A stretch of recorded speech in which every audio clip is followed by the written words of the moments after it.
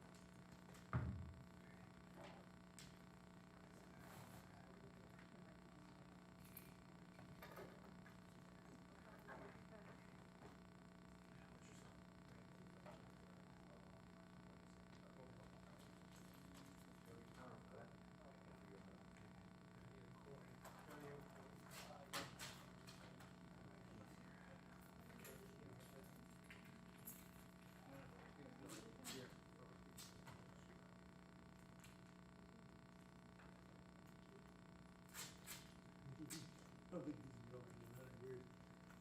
And it's just take a full power across it. Well, I'll run off the big, but just leave it. I'll run off the whole strip for you. I do it a long way.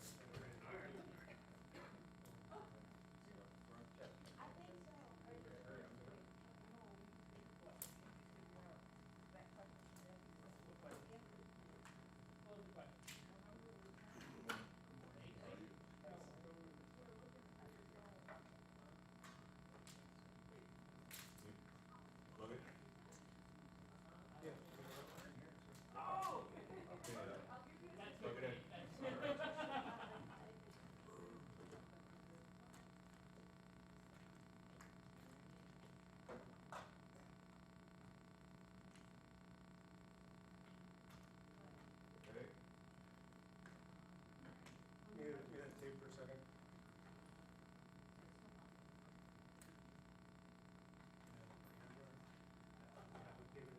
Yeah, that signal is what's going out. That knocks it off. Okay, so we're back.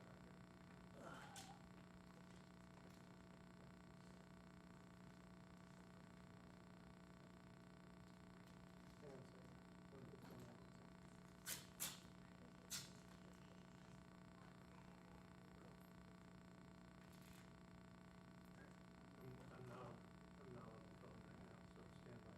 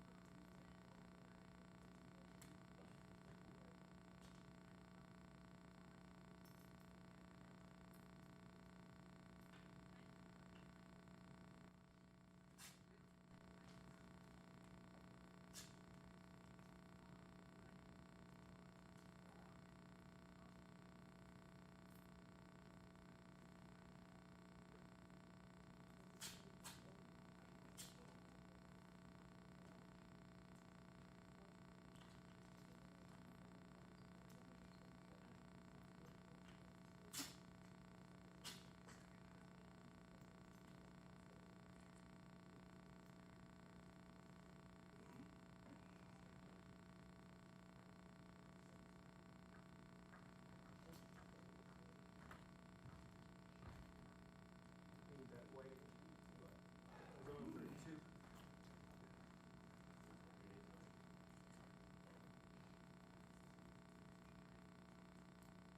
Okay.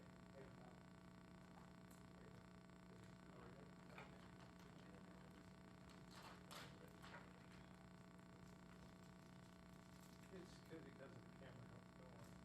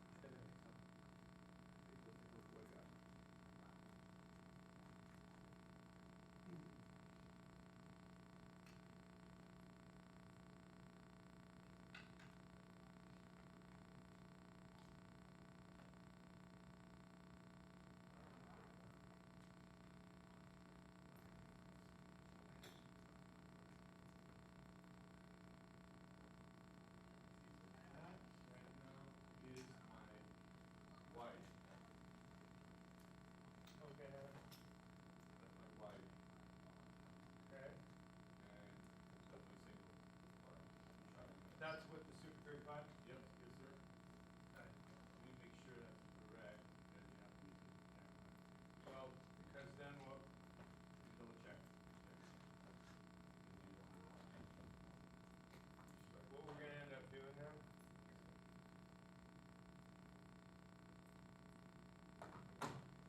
What we'll end up doing then is, switching out cameras later.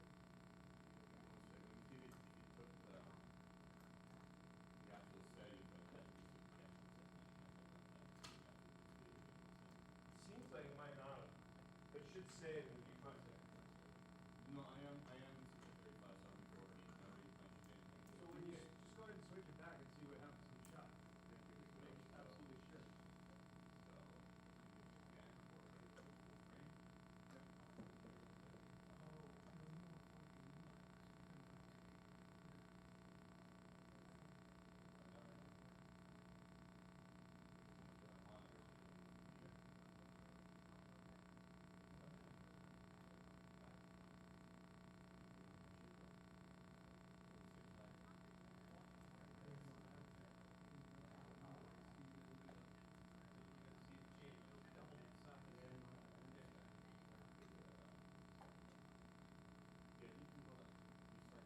Where's our tables? Okay, so the instructions were not clear. There you go, Tom. These two tables are supposed to be in front of the Did it work? chairs. Yeah, you go to the 16.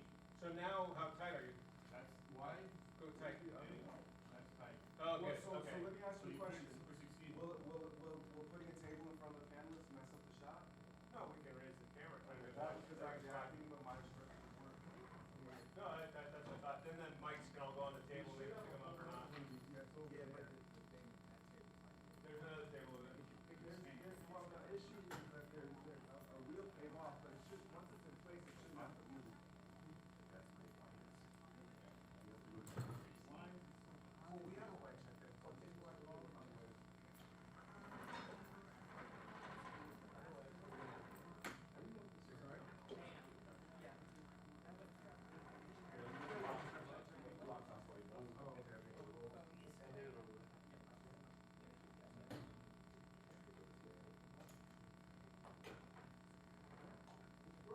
Yeah, I think we do. Let's just look it up, yeah. Yeah, you just want, go.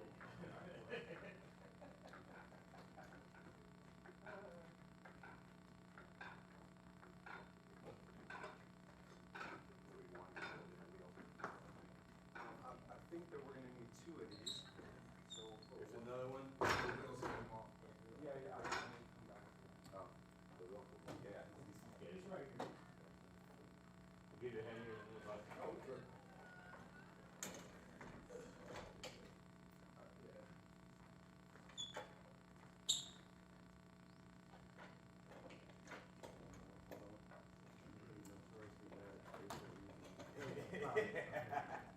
You said it, I didn't.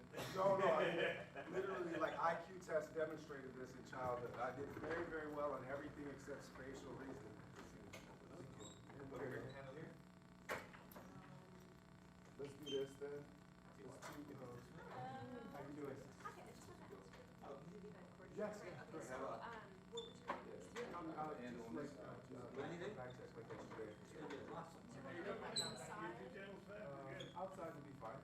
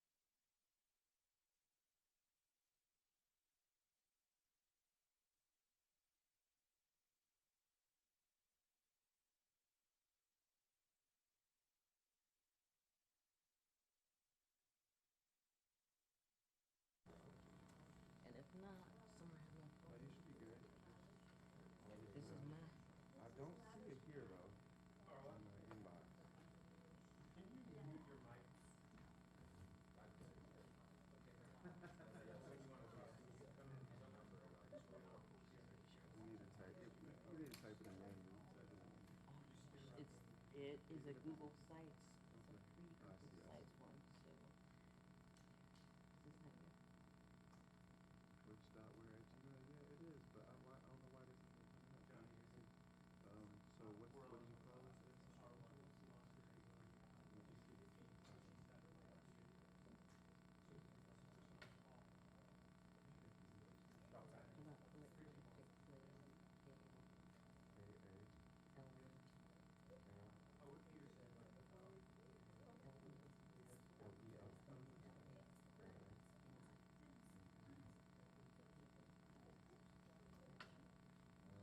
Yeah, so we're not, I'm not getting anything. I don't know why. So are you sure I received it? Twitch.where@gmail. Is there any typos in it? All of your emails are being live streamed. Oh, gosh, you got me. They were. Thanks, Okay, Tom. let's, Down now. well, now I keep messing up for you. All right. I hate everything I tell about you what, this. I will get in it from my phone and we'll just go, I think, cause I don't have the Can you, so, university. do you have the, like, any other way of getting to the Google Doc? I can't, yes, like this. This is Because you I'll could go like airdrop this. it to me. like you I'm need just to. about to do. What do you put it in your text messages?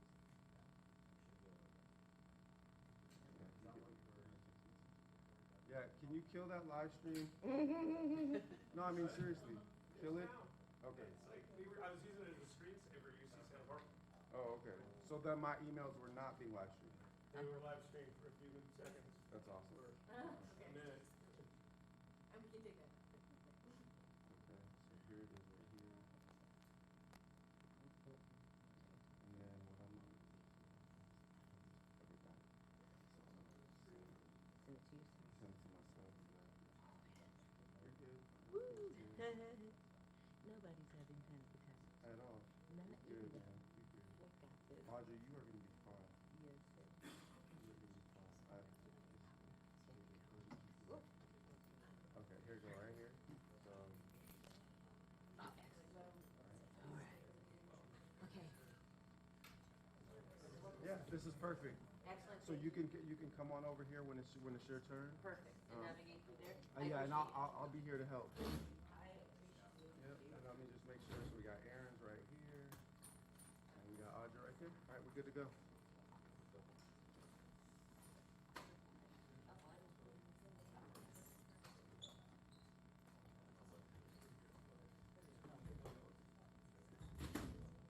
Can you reach your water, Audrey?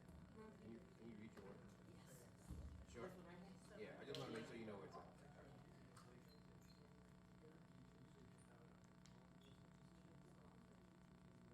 Classic over prepare. I appreciate that.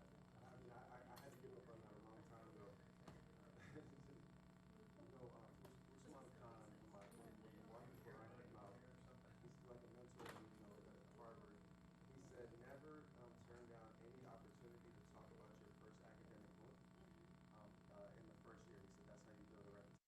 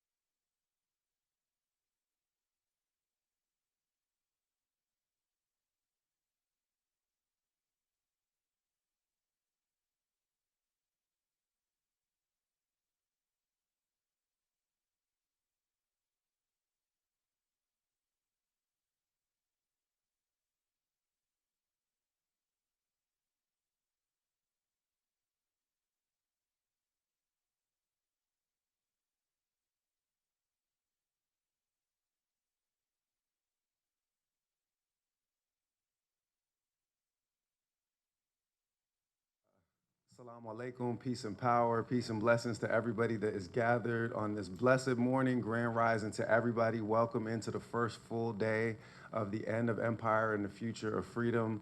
We were all enlightened last evening by Chris Hedges, soul-stirring keynote address, haunting in the moral clarity and integrity of the journalist that delivered it.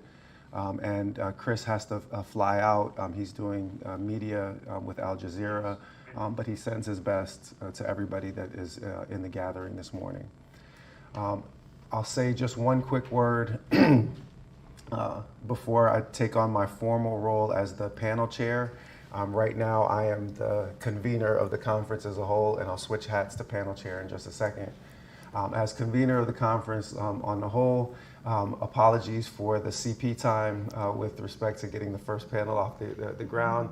It wasn't until I got to know the South Asian and Arab Muslim communities that I realized that it really is colored people's time. I thought it was just black people's time. and it turns out that it's only the colonizers that are actually able to keep to that watch. Every person of color, it starts when things start.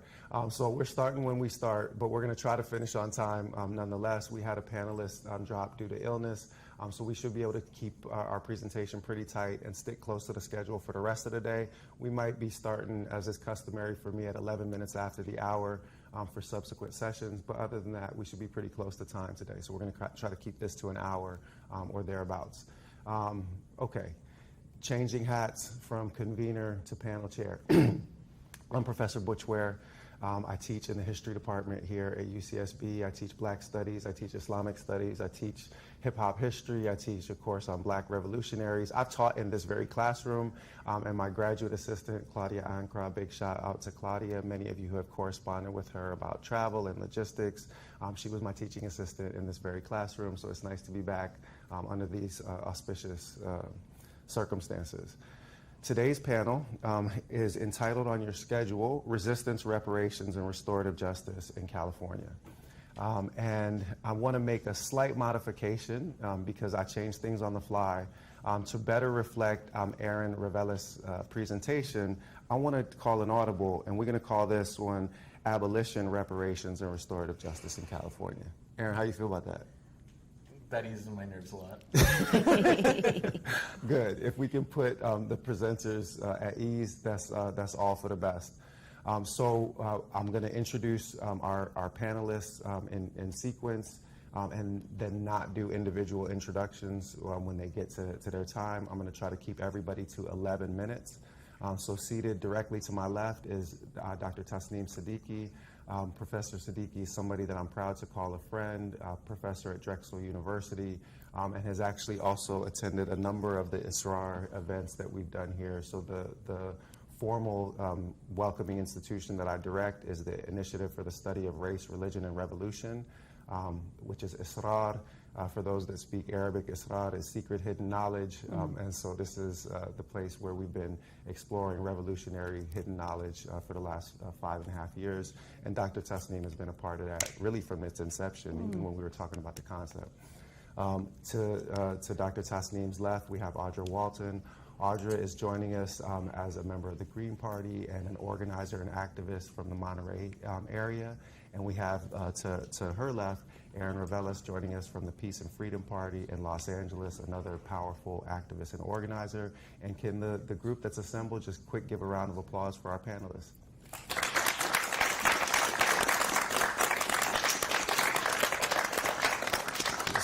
So I know that Dr. Tasneem will get the X-Clan reference when I say I'm going to pass the verb stick to my left. We got Cecile knowing what that one's all about too. For those that don't know X-Clan, just start streaming on your Spotify. And Dr. Tasneem, the floor is yours, and I'm starting a timer for 11 minutes and 11 seconds. Okay. All right, peace and blessings, everyone. Thank you for joining us this morning. I want to start with a couple of epigraphs and then give some contextualization of the reparations movement. So I may state to all of our friends and to all of our enemies that we have a right to the land that we are located. For why, I tell you, our wives, our children, our husbands has been sold over and over again to purchase the lands we now locate upon. For that the reason we have a divine right to the land. And didn't we clear the land to raise the crops of corn, of tobacco, of rice, of sugar, of everything? And didn't them large cities in the north grow up on cotton and the sugars and the rice that we made? Yes, I appeal to the South and the North if I haven't spoken words of truth. I say they have grown rich while my people is poor. And this is from Bailey Wyatt of Yorktown, Virginia, during a public meeting in 1866. Two more. You hear these white people talk about how they've pulled themselves up by their bootstraps. Well, they took our boots, no less our straps, and then after them, they made us a citizen. Honey, what they turn around and do, they pass black codes in order to take from us all the benefits of citizenship. That's from Queen Mother, Audley Moore in 1978. Revolution is based on land. Land is the basis of all independence. Land is the basis of freedom, justice, and equality. That's Brother Al-Hajj Malik Al-Shabazz, The Message to the Grassroots, and this is his, this year will be his 100th birthday in 2025. So I was reminded really clearly by one of my partner and intellectual co-conspirator, and I'm going to give you all some reading assignments as well too, so hopefully everyone is with it. But I was reminded from the work of Dr. Ronald Walters, who he writes in The Price of Racial Reconciliation, that the power of history is not only its description of events, but it's also its relation to the identity of those who shape it, and those who suffer from such shaping. As such, history comprises events that groups select as a resource to derive identity and meaning from the past, and to inform present understandings or action. The selectivity of such events politicizes history, for the powerful can determine an understanding of historical events consistent with the narrative they wish to advance. Dr. Ron Walters goes on to suggest that a step towards dismantling systems of oppression in which one cultural group dominates another, reparations are more than simply a payment for past injury. They are a national question. It is here the myths that support the tenuous national identity crumble with the realities of these systems, conditions and institutions that were constructed to maintain a social order that supports an economic system, in this case, racial capitalism. We don't have time to go through the long history of the movement, but I want to highlight some of its continuities throughout the world, and it's essential in this period of planetary crisis that disproportionately impacts the African world, right? So on one level, the essential question of reparations is rooted in the fact that slavery was an unjust, right, because it refused to recognize and compensate the labor of those subjected to slavery.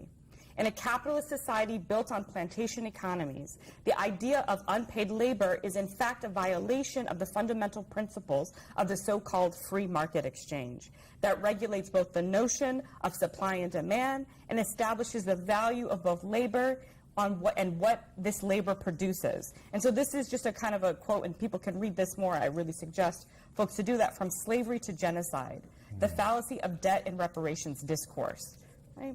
And on another level, the clear morality and legal violations are brought to the fore.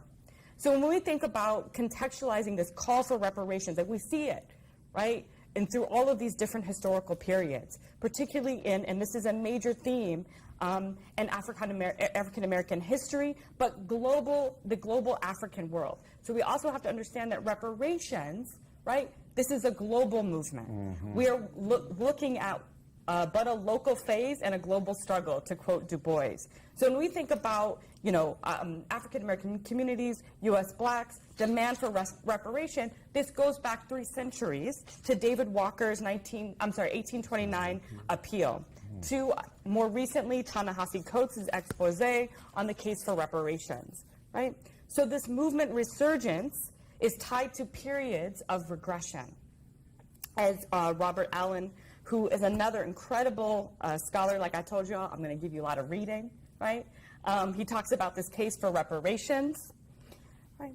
He says, to those movements of which the black liberations tide has been rolled back. So we see reparations coming to the fore in the 1850s, in the 1890s, the late 1960s, and the late 1990s, for example. And these were moments of contestation, of struggle, but history bears witness that they were also expressly limited, right? And they were also seized and appropriated by the right, right? And this is a right that's, when we see it again, the forces of anti-black racial oppression have really reversed the emancipatory efforts, right, towards forward momentum. In a lot of cases, stalling, shattering the most militant and radical expressions of Black activism and liberation. I have to be really crystal clear when I say this, is that people of African descent made reparations, right, our objective towards a liberatory process, right? Reparations was not designed for people of African descent who experienced enslavement. So if we look at the history of the United States, reparations in the form of, has been passed in the form of government and public support were given to white citizens, not only as a salve to group pain and damage, but to assist them in the development and maintain a positive frame of reference towards the state in fulfilling national objectives. And this is what Ron Walters reminds us in the reparations movement and in Race and Reconciliation.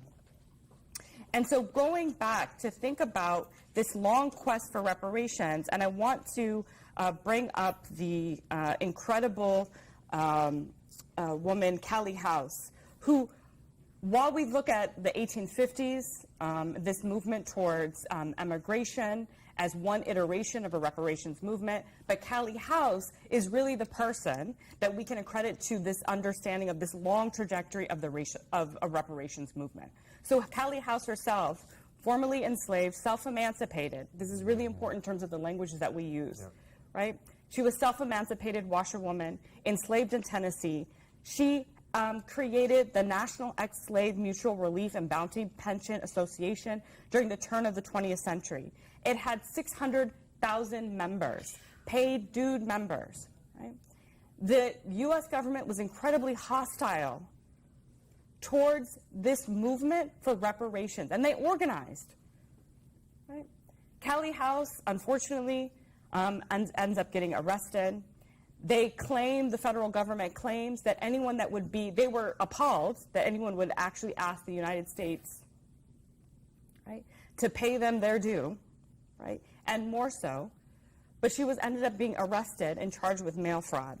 But we can move kind of quickly to the 20th century. We have people like Sojourner Truth, Frederick Douglass, who supported a case for reparations, right? We have people like African Methodist Bishop Henry McNeil Turner, Queen Mother Moore, the Student Nonviolent Coordinating Committee's James Foreman, organizations, right, such as the National Negro Convention, Tamarcus Garvey's UNIA, the Nation of Islam, the Black Panther Party, the Republic of New Africa, the National Black Political Convention to the NCOBRA, the National Coalition of Blacks for Reparation, and more recently, the Black Radical Congress. I think what is fundamental as we think about, and one of, those folks that have trained me, I'm just looking at my time, right? Is to think about, while we think about reparations, right, locating this reparations in a larger Pan-African global context and building off of the work of people like Walter Rodney, right?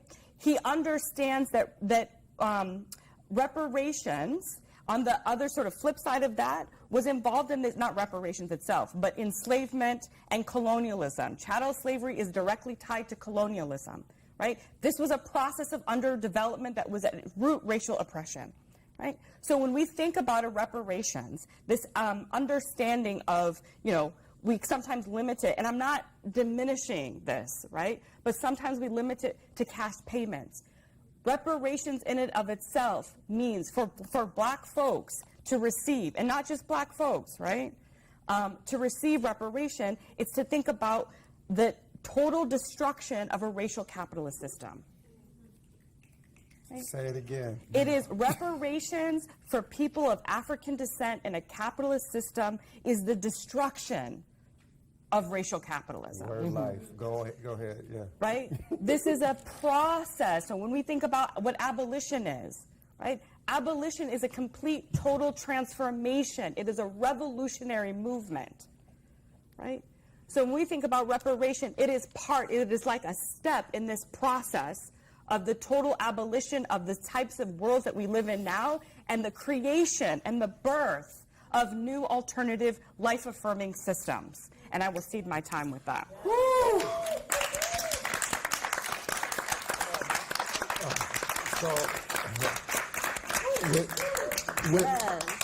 Leave the mic smoking with 30 seconds to spare.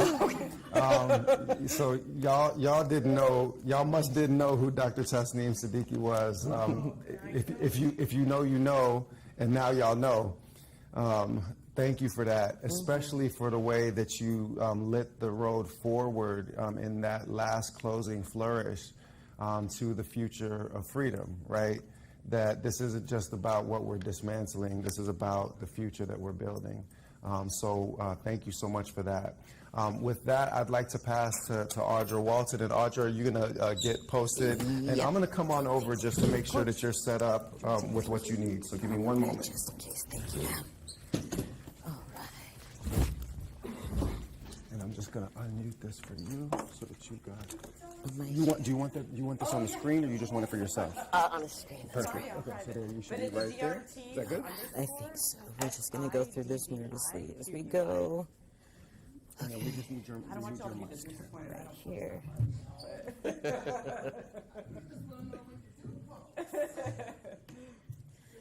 How's that work? People are hungry for more. All right. Can you hear me? I'm in Philly. Can it turn? Can it turn? We're like California native. Can someone who's not all Mic thumbs? test. I was gonna say, can someone who's not all thumbs make sure that I don't break this mic putting in position? But I think we're good. I think we're good. I would love that. Yeah, let's connect. Okay, class. Don't make me come back there. Okay, let's everyone give eyes and ears to Audra Walton. And Audra, periodically, I'm gonna just throw up a hand signal. I am not throwing up any street organization signs. I don't call them gangs. We refer that to the blue and red. Yeah, well, no, we leave criminal gang to the blue and red that are represented by donkeys and elephants, respectively. Absolutely. Those are the only criminal gangs that rep blue and red. So I'm just gonna throw up a hand sign at 5 minutes. Again at 3, 2, 1. Okay, and your time begins now. Thank you, Audra. Great rising family. Great rising. We're going to start a little different here just because I'm nervous. So what we're going to do is we're going to sit up in our seats just a little bit, put your feet on the floor, and you're going to take your fingers.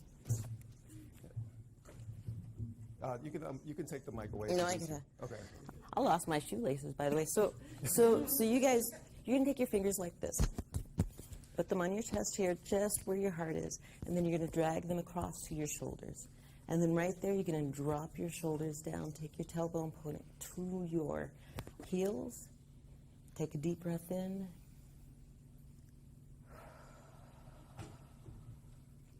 Another deep breath in. Let it out. All the way out. Hold. And another breath in. And all the way out. Isn't that delicious? Absolutely. We are here, friends and family. Welcome, welcome.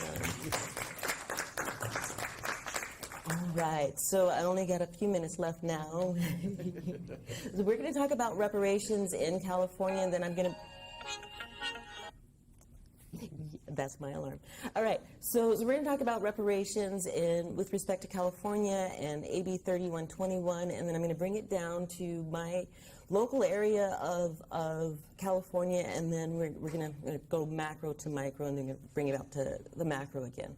So on my screen, we have I want to point to some websites with respect to what California Reparations Task Force did over the last couple of years was to put together a comprehensive and robust report that offered policies and ways in which we would be dealing with how to get American freedmen. American freedmen are the descendants of American chattel slavery, emancipated on the American soil. Our ethnogenesis is here. We are the combination of plus or minus 100 tribes of Africans, plus or minus several dozen tribes of indigenous, and plus or minus several different European nationalities. So inside of that, our ethnogenesis is in America. This is where we become a people. So we're very young people on this planet. And as such, we're young people on this planet that's only been able to legally read for about 140 plus years. So we've been doing some catching up, and now that we've caught up, we realize that we are owed a debt.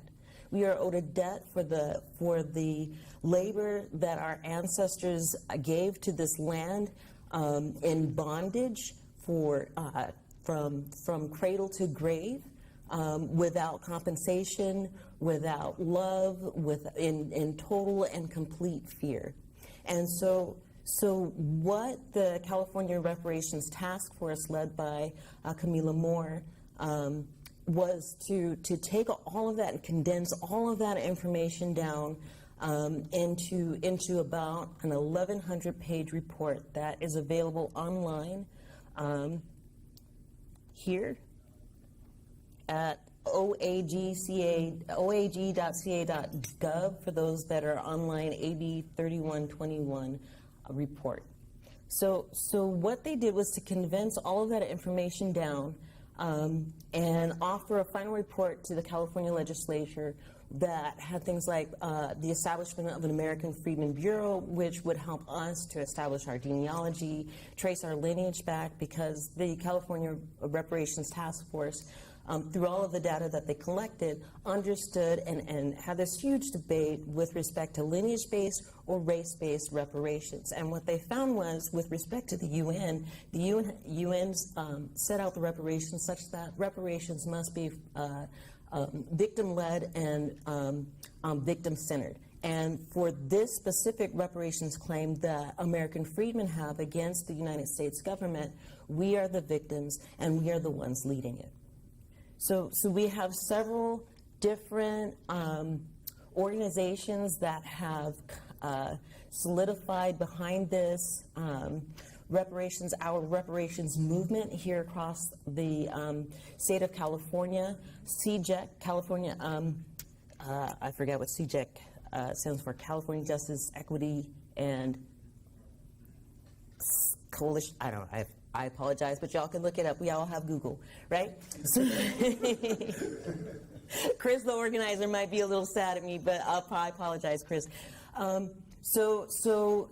Organizations like CJEC and my own that's coming up that you see this webpage on is Black in the 831 American Freedmen. We'll have these across the state by area code where American freedmen can come to become reparations ready. As you saw, the California Black Caucus did not bring our Freedmen Bureau's bill to the table. So the one bill that did get passed for the land restoration, the governor had to veto because there was no bureau in order to divvy out those to work out those claims.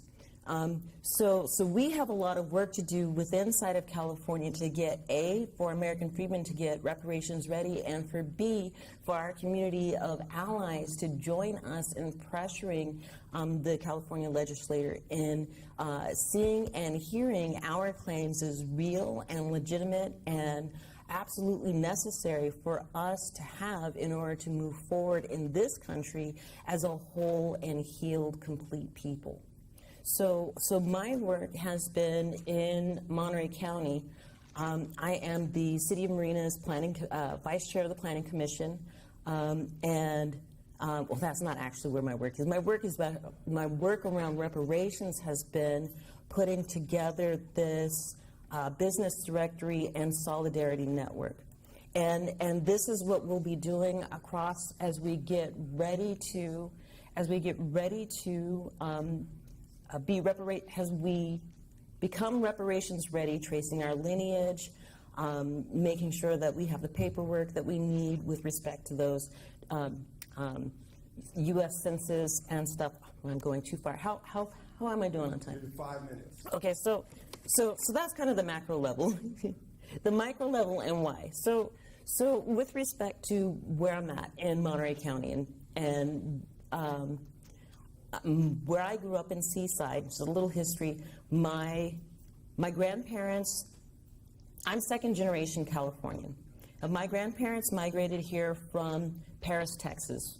They landed there, and their ancestors were my grandmother's grandmother was emancipated in Paris, Texas after being walked across out of Virginia, Tennessee, Arkansas, and then into Paris, Texas. Okay, so just for some ancestral history, right? We first walked across Africa, and then we walked across America in bondage and in fear and lost and lonely and sad and leaving our dead babies on the road. So with respect to that, my grandparents then come out of Paris, Texas to one of the only integrated bases in California, and they settled there. During that time, so they land there in the 40s, 50s, somewhere in there. There's a large population of American freedmen that are attached to the base. It's one of the only integrated bases. Thank you. And so in that city, Seaside, in 1990, they had 23% 23% blacks. Disaggregated information, but most of these people that are in Seaside in the 1990s was American freedmen. When the base closed in 1993 due to Bill Clinton's BRAC, base relocation and closure, most of the American freedmen that had been a part of that base, that had grown up, my father was born at the base, people wouldn't hire them when the base closed. Most of them were working on the base when it closed. Now we went from 23% American freedmen to 5.8% American freedmen today in our place. So we've been gentrified. Yeah. They bought out our homes. They came in and talked to our elderly and were like, "Oh, you can buy this house down here in Greenfield for half the price, and we're going to pay you above market value." So they really wiped us out. They also got us with the crack epidemic and the gang violence and running down our projects and different things where we were forced out. So with respect to reparations and how that healing piece would come in, thank you, would be for my community there to be able to be able to afford to live, right? And a reparations, direct cash and land would absolutely grant us that freedom to begin that healing path that we so desperately need as American freedmen, freed from bondage, here to be to walk on this planet as stardust. Because that's what we really are. We're stardust, and we're wasting our time struggling like this with all of this stuff. So my ask for you today is to, as you move forward, take your time, find your center, right, and move forward in love. Thank you.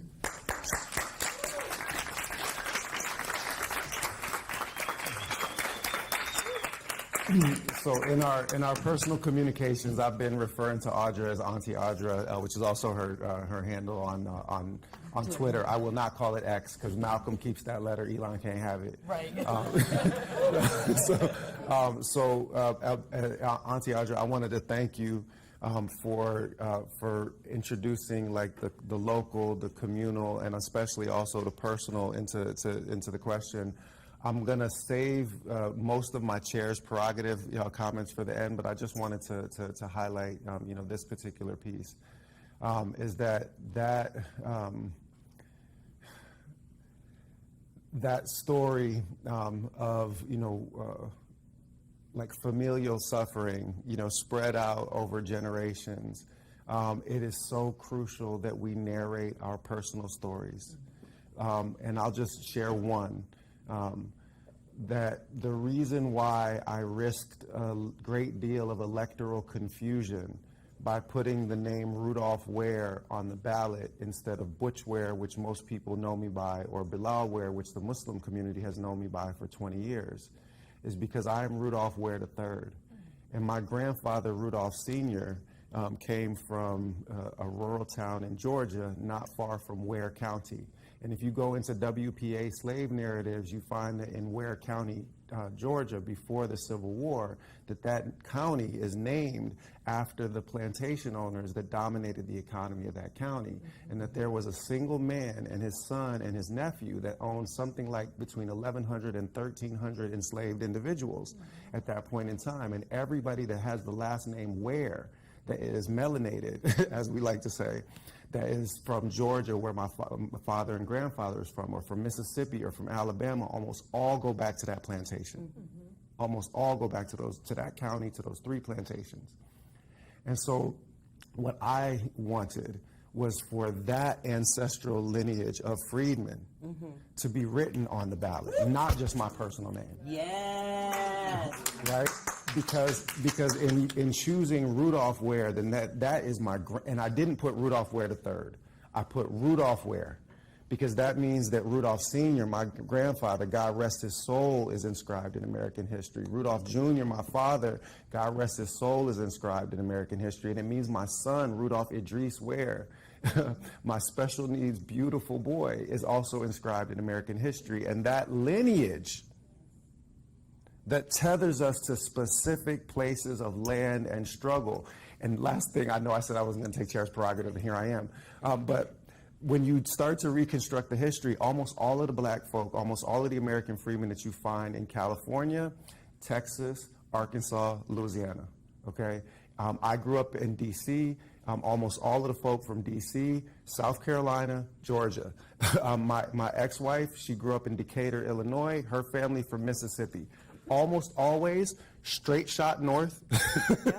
If you're on the east coast, Georgia straight up through the eastern seaboard. If folk are from Detroit or Chicago, almost always coming straight down to Mississippi and Alabama. And if it's folks out here in the west, it's almost always Missouri, Louisiana, Arkansas, Texas.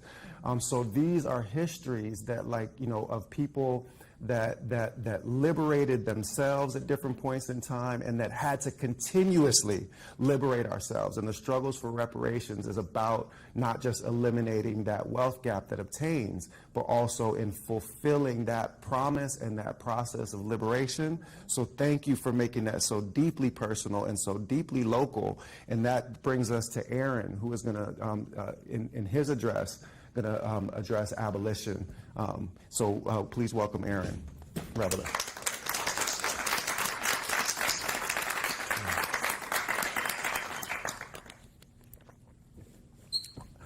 And then you just press slide. Perfect. Okay. All right.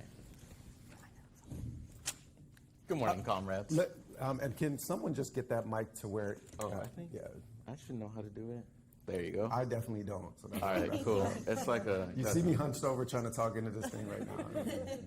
All right, here was the original title, but now it's Abolition, Reparations, and Restorative Justice in California. We'll get through a little bit of the resistance and the pushback against what the oppressors have done to us in California. So and I hope many of you here are abolitionists. I don't specifically call myself an abolitionist because I'm already a communist.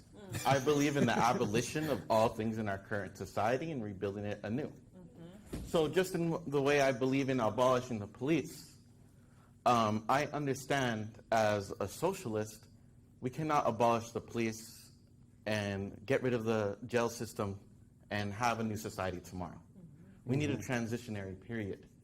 So us as communists, as abolitionists, need to do a great job of informing the masses of what is going to happen in that transitionary period to where we can get where we have police to next in our socialist society where we have a neighborhood watch, that we're not nervous around, that we don't tighten our steering wheel around, that I don't have to feel like, oh, am I going to get caught for something dumb like a broken tail light? That someone I can actually look towards you to feel safe when it's dark in the night. So here are some of those things.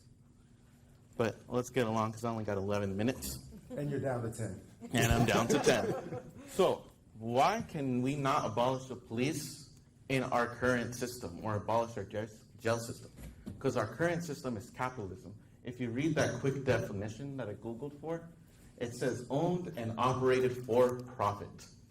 In our entire society, we feel it today, our entire lives are revolved around profit because we need to eat, we need somewhere to sleep, and we have to go to work every day to fulfill those two necessities. Well, some people take that to the extreme. They need billions and billions of dollars of profit. That is why in California, on our policing, on our jail system, we spend $50 billion a year. $128,000 per prisoner. 4 to 5 times as much as it takes to invest in our students. And I'm a teacher, so I'm very interested in investing in our students instead of setting them up to go to jail. Come on. Now, here is a basic definition for socialism. This isn't what I would specifically teach, but that would take a whole hour, so here you go. At the bottom it says the public ownership of the means of production. So again, as a communist, I believe in the abolition of our current concept of private property. That doesn't mean I want to destroy the factories. That doesn't mean I want to destroy the apartments. I want those factories to be cooperatively owned by the workers. Abolishing what we know them as now is somewhere where we hate to go, and creating a new system where somewhere I love to go, because now when I go to that factory, whatever is built there, I'm going to enjoy. My neighbors are going to enjoy. My family is going to enjoy. I'm going to happily go to that factory knowing I am feeding or I am equipping my community for their basic necessities. So that is what I mean is when we need to learn how to say abolish, but we're also going to rebuild something. We're going to make it new, just like the police. So right now, we have what looks on the left. I try to get something super, super simple. And let me start using my notes because there's going to be more numbers and stuff that I don't know off the top of my head. But right now, we have something that's called reformist reforms, where we try to give the police more training, more equipment. We just get more police. So we're getting more and more scoops on the police. And then having an ice cream cone that big might seem great, but it's going to start melting in your hand. It's going to get all over the place. You're dripping it all over the floor. The police hate it because they got sick of themselves. Some of the police. Some police love it because they get to use their equipment. But, I mean, just like most of us, we all like to take it as easy as possible at our jobs, right? So some police will like this as well. So when we're reimagining the police, we want to move our ice cream cones or our money to building community, to building housing, to building health care. This is part of our reparations, our restorative justice. If we're not fulfilling these needs, all the money is going to go to the policing. Yep. But if we start extracting some of that money and putting it to where we need, we can start finally having justice for our communities. The biggest attempt at this was with the Black Panther Party, other black liberationist orgs, the Peace and Freedom Party, what would become Greens, ecologicalists. They fought for community police in Oakland, in San Francisco, and Los Angeles. And this wasn't just a simple review board where they get to make recommendations. This had specific power. This would be elected citizen review boards that had power to hire police, fire police, discipline police, elect a police commissioner, force the police to live in the neighborhoods that they served. Unfortunately, most of these, only one got on the ballot in Oakland and lost 2 votes to 1. But this was the first time that it was taken seriously. How do we fight for community control of the police?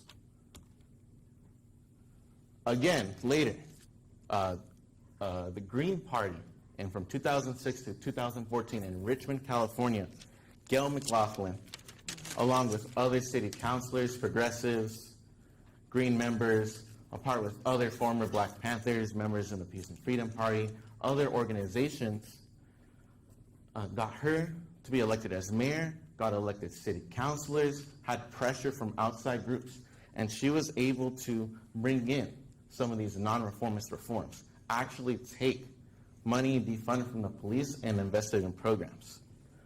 So Before she was elected, in 2005, Richmond, California was notorious for crime, gang violence, and the selling of drugs. But after she was elected, she brought in a new police commissioner. As soon as he was brought in, he moved to downtown so he can be in the center of the city. He worked with the Office of Neighborhood Safety, with churches and nonprofits, and have those organizations helped him identify those who were at risk of either gun violence or joining a gang. And they offered those young people basic income for not getting into trouble, jobs programs, education, actually giving them something instead of just locking up in jail and having them become a future problem. He made it so the police had, there was no more street teams. They walked and biked more than they were in their cars.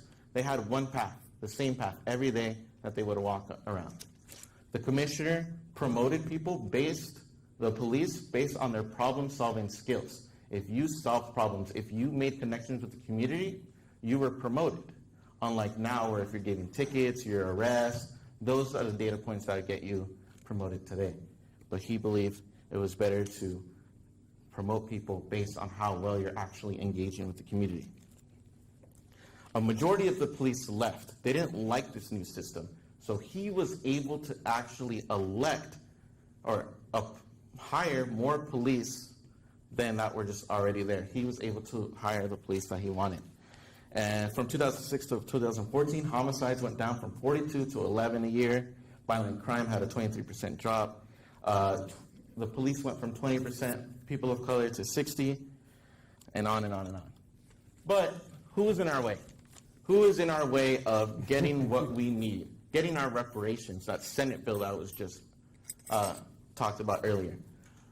We can veto the governor's veto with the 67% majority in the California state legislature. Mm-hmm. You see all that blue up there, the Democrats? 80% in each, in the House and the Senate. No one has talked about that. The governor's veto can be vetoed easily by the Democratic Party, even if not every member is towing their line. So in California, it is plain to see, just like how we're trying to tell everyone in these elections, that the Democratic Party is the enemy. They're the enemy of progress. Yep. Come on.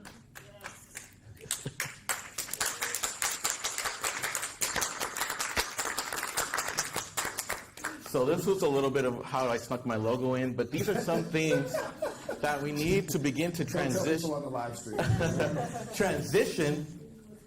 to where we're transitioning away from our current carceral system, where we're transitioning to where we can have reparations, so we're transitioning so we can have justice in our lives. And one quick point, little notes that I added at the end, is I like how someone said reparations is a global movement. Mm-hmm. Because who here do we owe reparations to? Mm-hmm. Because every immigrant coming to the United States is seeking their reparations. The United States and their junior partners have carved out Africa, have carved out West, East, and South Asia. They have carved out South America for our resources, for our cheap labor, and they've brought it here. Every immigrant coming to the United States is seeking their reparations. Everyone here who is in chattel slavery or has worked in the wage system is owed reparations for their labor power. So reparations is a global system because it's being fought here from people, but also fought for around the world, for people seeking their justice, to get paid what they're worth, to fulfill their needs for housing, for healthcare, for education. Sorry. There was... For what? You could have mic dropped on that. There was... Hold on, no, don't finish. You still got a full 45 seconds. I got a do what full you got to do. 45 seconds. So we need to build a multiracial working class party. Because as we saw the Democratic Party, we have the oppressor and the oppressed in one system. We have the prisoner and the chief warden in the same party. We have the landlord and the tenant in the same political party. We need to have our own political party of the working class, of the renters, of the oppressed, to fight and control not only California, but our entire U.S. Senate, Congress, everything, so we can get what we deserve. Let's get a round of applause, not just for Aaron, but for the whole family. Come on. And I'm going to pick this mic up so I don't get a crook in my neck, like we used to say, leaning over to try to reach down for this mic. So the first thing, I'll take one last, chair's prerogative. You mentioned that you can, veto the governor's veto. And without like bumping up against any rules, you can also elect a new governor.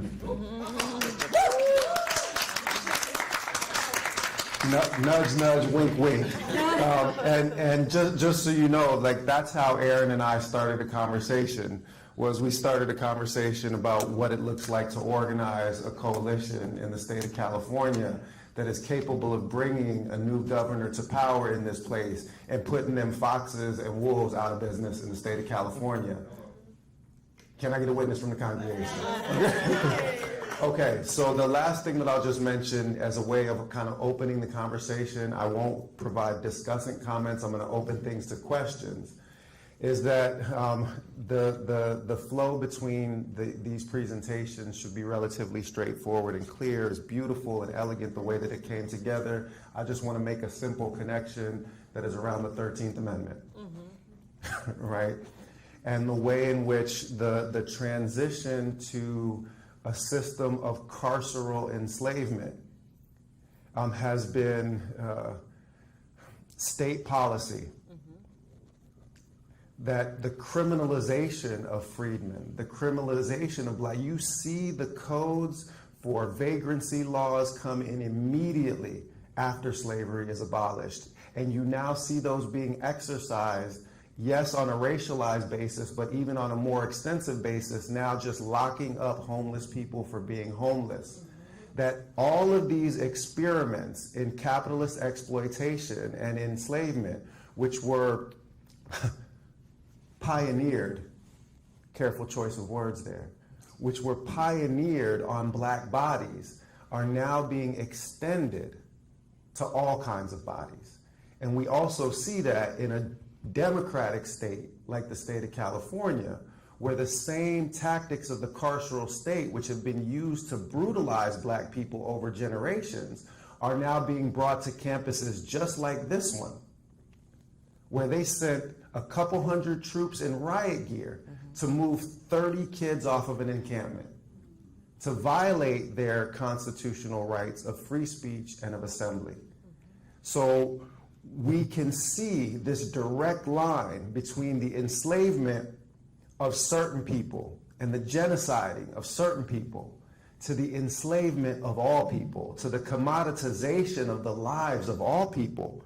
Because what they are trying to do is make the state of California and the United States of America one big company store, where you go from the company-owned shop to the company-owned housing to shop in the company-owned store, so that you live and die without owning anything, and that they own you. The last thing that I'll say, you guys are going to learn that my disclaimers mean nothing. When I say I won't take chair's prerogative, it means that I will immediately take chair's prerogative. But understand that. I'll just add this to the conversation now. When I originally from Washington, D.C., grew up on the south side of Minneapolis in a community that was probably about 15% indigenous, about 20% African American, probably about 15% Latin, 10% Asian, mostly Southeast Asian, refugees from American political violence. All of us got abused by the police. All of us. And I was stopped 17 times for driving while black before I reached my 18th birthday. So this is, a kind of violence that is still continuously inscribed upon our flesh. My children have never met their maternal grandfather, because their maternal grandfather was murdered unarmed by police in Painesville, Ohio, the year before I met my ex. And there are almost no families of American freedmen for whom a similar story is not told. So this connection, the last thing that I'll say on this, since we name-checked El-Hajj Malik Shabazz earlier in this panel, is that Malcolm said, it is not progress if you have a knife that is in me 9 inches and you take that knife out 6 inches. That's not progress. Removing the knife fully is still not progress. Progress is healing the wound. And y'all won't even admit that the wound is there. So with that, we will open to questions, and we are going to do this the way that we did this last evening. We will take questions 3 at a time. So our panelists, if a question is addressed directly to you, make sure you take a note of it as we're going. And we're going to try to get through, maybe 2 rounds of this. As long as I'm not being asked anything, then the time should be okay, because I'd be mad long-winded with responses. So if people can just raise their hands, and I will come around with the mic. Or actually, can I call on, Aaron, you got this? Oh, sorry, okay. I was looking for something. Yeah. Do you mind if we can get a volunteer to just bring the mic to people, since we have an extra mic there? And Latiria, did I see your hand? Yes. Okay.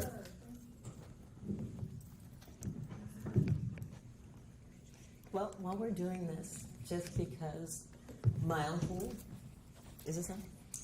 So just to show how much police violence affects American freedmen with respect to percentages of people with direct links to people who have been killed, murdered. Yep. By the police. My uncle Charles, my uncle Chuck, we call him, was shot by the Seaside police. He had schizophrenia, and they called he wasn't taking his medication, so they called a health check, I forget what's the word. That wellness check for him. Yeah. And he climbed on the roof. He had a corkscrew in his hand. The cops climbed up after him and shot him. I don't know how they were fearing for his life for a schizophrenic man who's climbed on a roof with a corkscrew, but he's dead. And a little later after that, they beat his sons in the next city. They beat his son's clothes off of him, also suffering from some kind of mental illness. So I'll just leave it there. Thank you. Thank you, Auntie Audra. Yeah. The time is now. The time is now. I don't know how else to say it, but the time is now. The time is now. Our only weapon is our melanin.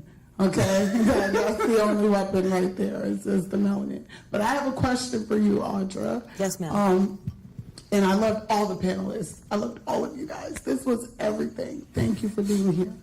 For you specifically, Audra, I wanted to ask, what is the importance of Black Americans or freedmen receiving reparations initially? Mm-hmm. And can you explain more context around other initiatives or actual policies that have been worked on to also address other Black people in America? Excellent. And so we're going to take questions again 3 at a time. So we'll wait to respond to that, and we'll gather the questions and then gather the responses. So we're open for 2 more for folks that would like to pose them. Yeah, Sister Lavelle. Thank you.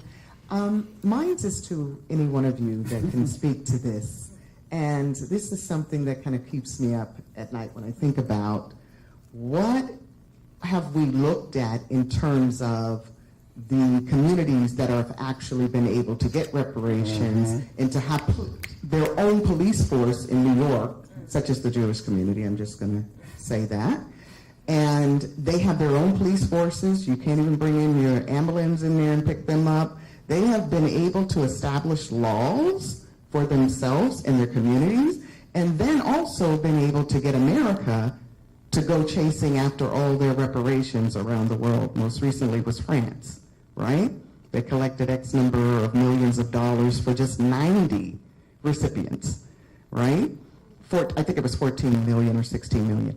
But America is on the forefront of championing getting all these other countries to give the Jewish people of America their money. So what are we, how can we go and look at the language in the legal letter of how all this is being done, and also looking at the New Yorkers who are able to have special privileges with the police force, so the police can't even come into their communities. They have their own. Thank you. Thank you. We'll take one more, round. Wasn't sure if that was a stretch from the workout this morning, Brother Lavish, but okay, we good.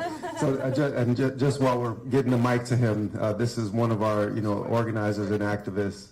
Yeah. Oh, okay. I'm sorry, I didn't see that. My bad. Pardon me. Please forgive me. Yeah. If you don't mind standing, just so the camera can catch you. So I asked this to Aaron. So you touch on how we as communists believe that reform is ultimately not too possible under a capitalist system, but California is known for having some of the most radical politics in American history, and we can achieve some local reform, like with the mayor and maybe in the state senate and assembly. How much importance do you think we should place on local reform, and how much effort do you think we should place on creating more dual power structures like the Black Panther Party and other radical parties have done historically? Outstanding questions, all three. So with my co-conspirator and fellow academic Maroon, we decided on the following order of response. With due respect to the other panelists, I'm going to have Dr. Tasneem begin with the response to Lavelle's question, and we'll just go in order since there essentially becomes one question for each of us, or each of y'all, rather. Yeah. Yeah, so and just to kind of be brief, and again, like I tell everyone, I'm going to give you assignments because I think it's important that we do this work. So I'm going to reference actually William Darity and Kirsten Mullen's work, an edited anthology that they did on the Black case for reparations. And then they talked about a lot of these various communities that receive reparations. And so I'll just give you, and then the ways in which that actually happened. But just as like a data point for people, and this is for me was also really shocking when I read it. For those of you that, well, actually maybe some of you are, this is before your time, but as it gets framed as the Iran hostage crisis. Yeah. So you know that the 52 that were held got reparations. So they received $10,000 per day that they were held. They were held for 444 days. So that is $4.4 million, respectively. Right? 40 acres and a mule don't begin to cover it. Right. And I also wanted to mention this, though, too. It's related, but also not related, but related. So I just want us to think about these two federal policies, because I think this is important. And I bring that up is because it's not as if we don't have the capacity in order to actually to start to provide reparations. And the way that I think about reparations is two-pronged, is also this general redistribution of wealth. Mm-hmm. Right, and the investment in building institutions in communities, and have communities that have historically been exploited, right, through racial capitalist systems and through colonialism, are self-determining in terms of what institutions and how that money is redistributed, right? Yep. I'll put these two things in our collective consciousness. In 1862, the Homestead Act, right, that afforded 160 acres. That is roughly that's 160 acres, but that was given to roughly 10 to 12% of the white population of that time. So that's 1.5 million families. Simultaneously, you had these are two federal policies that coexisted at the same time. 1865, the official Emancipation Proclamation, right? The defunct promise of 40 acres in a mule that was never allotted, right? But that was supposed to give only 40 acres to heads of families, but you actually had 5.3 million acres that were able to be redistributed. I say all this to say is the families that received land from the Homestead Act up until the 1980s, I was born in 1980, just to give you like a frame of reference, right? Up until the 1980s, we're still benefiting from that legislation that lasted over 100 years, right? And hopefully I can put a pin in this though too. My family, my maternal family, was enslaved in Mississippi and in Virginia, then West Virginia, and then Kentucky. The land that my grandfather's family was able to purchase and own after enslavement in the Mississippi Delta was expropriated from them in the 1940s through eminent domain. Later on, they found natural gas deposits in that land, right? How do you pay reparations for that? Exactly. But you have white families that got land through this Homestead Act that till this day, when they found natural gas in that land, are still getting payments. And this is upwards to millions of dollars, right? So I don't know if for me, the way that I think about questions is actually to think about openings. Go to William Darity and Kristen Mullen's work to think about the ways that how were communities able to secure reparations, but also we have to understand with that anti-blackness is pervasive in our system. So what they could have possibly done for our communities was never done. Thank you for that, Dr. Shasneem. And it actually, thank you.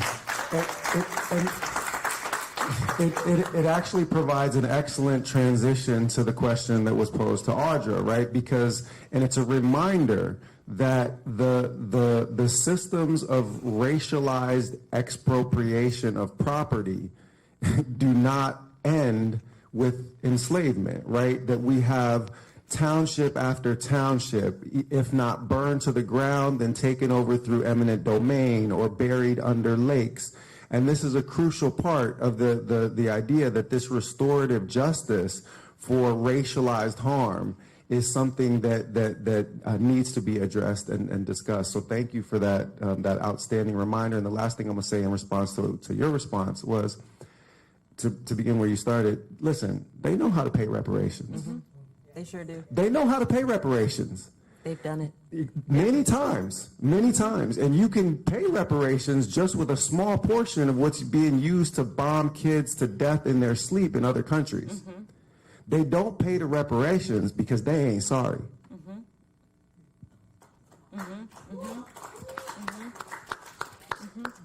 Auntie Audra. And this is going to be the last round just in respect to time, so apologies to anybody who might have questions, but we can address those in subsequent panels as well. And you can DM me at Auntie Audra and Auntie_Audra. All right. So I'm going to just piggyback on Dr. Siddiqui with a couple of numbers, and then I'm going to dive right into this question because I think this is important. With respect to lost wages,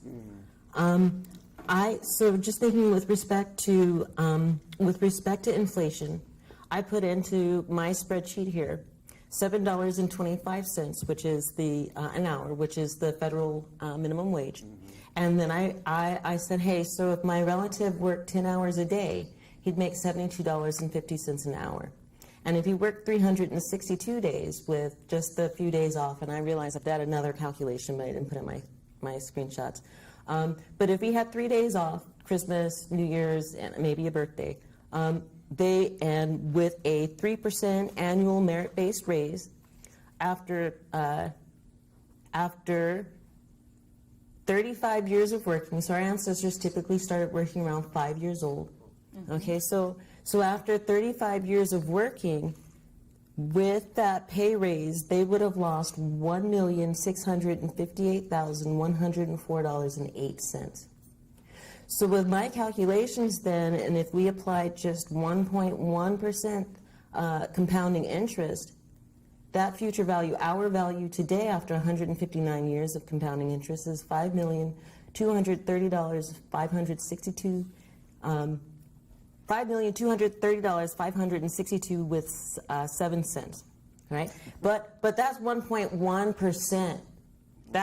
Okay, if we were to apply And I'm so glad I'm at UCSB today, because if we were to apply that 7.5% simple interest parent plus student loan that our parents have to pay, that same amount would be $11,931, $11,931 and $3.25.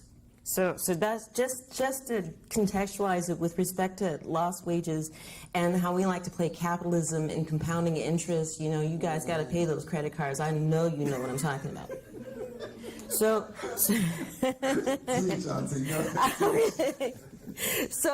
what does reparations mean immediately? It means infrastructure. With respect to American freedmen, we need our own everything. We need our own banks. We need our own universities. We need our own hospitals. Like, I can just tell you how many sad stories that women have. Mothers that go in with their, bellies full of baby and are mistreated in the hospitals. They're not given enough medication. They're not, offered the creature comforts that other women that aren't American freedmen, that weren't freed from bondage, receive. So we need our own hospitals. So that's the first thing. And then with respect to what it does immediately, and I should have said this first, it ends the ethnocide. I don't know if you guys understand that there is a current ethnocide being waged against us. And I know we all know what ethnocide is, but ethnocide is a form of genocide. Okay, and they did this in Central and South America with the blanqueamiento programming, where they systematically whitened the population, and that's what's happening to us because they don't want us here. They don't want to pay that reparations claim. And as a matter of fact, with respect to the U.S. dollar losing purchasing power as we breathe right now, quickly. Okay, and I know you guys had Chris Hedges here last night, so I'm pretty sure you guys touched on that. We're in a lot of trouble. Well, not we, right? But the empire. The empire is collapsing in front of our faces, and we're here to push that envelope. Come on with it. Come on with it. Come on with it. And then to your point there, I think with respect to the American Negro Defense League that I think is up and coming with some of our young activists that are putting that together, we're not far behind. We're not far behind what the European Ashkenazi Jewish community has, right? We're also not far behind some of that repair that the Japanese receive. So I think I'm going to land my plane here because Aaron. So, I mean, we're going to do a full, panel applause after this, but can we get a round of applause for and we're go ahead. I'm so sorry. Sure, you take the applause and then you add something extra. I know. We see you. I apologize, but CARICOM. So with respect to some of the other communities, the Black communities that have been absolutely disproportionately impacted by European American economic dominance, global hegemonic superpowers. There's CARICOM that's coming out, or that is already sitting at the UN, and there's several other reparations claims coming out of the various across the continent and the diaspora. So you guys can plug into your Google or your AI or whatever it is that people are using today and find out the different reparations movements that are happening across the planet, right? And they are very, very worth supporting. So I hope that you guys will. Yeah. Outstanding. Thank you, Auntie Audra. And we're going to give Aaron the last word with due respect to the other panel, so we won't do a final kind of closing round to make sure that people have time for refreshments and a little bit of a break. So Aaron, the floor is yours, and we're going to let you close it out. I'm going to turn my mic off, so I'm not tempted to throw in a closing word of my own. All right. I'm going to spend a few seconds answering those first two questions, but spend the majority on the last one. So why haven't freedmen given their reparations? It's a domino effect. As soon as we give reparations for that, then we have to give land back. Yep. Come on. We have to pay back Korea for just bombing the entire country, pay back Vietnam, pay back Iraq, pay back Libya, pay back every single country we bombed, every single coup that we've done in Central and South America. We need to pay back for that destruction that we've caused. And we see who have we given reparations to. We gave reparations to Germany. They have a robust economy because we rebuilt it after World War II, because we needed them during the Cold War. We rebuilt Japan. Why did we rebuild Japan? Why did we give them reparations here? We needed to build goodwill. We needed somewhere, an island, an army island in the Pacific to watch China during the Cold War. In Mexico, why did they stop mass deportations of Mexicans here? Why did they stop gassing them with pesticides as they crossed the border? Why did farm workers finally get their protections? Were they given blanket citizenship? Because we needed to stop the spread of left-wing politics in Mexico. We promised them, if you clamp this down, we're going to protect you. We're going to make sure the PRI are going to have 90-year dictatorship in Mexico. And then the question on California being radical, I'll agree with you if we're talking about social politics. It doesn't cost $1 to stop being racist. It doesn't cost $1 to accept queer and trans people. It doesn't cost $1 to start giving women credit cards. The capitalists learned that this actually enlarges their banks by including these people. But when it comes to economic justice, can we afford our rent? Can we afford our health care? Do our jobs pay us enough just to survive? No, it doesn't.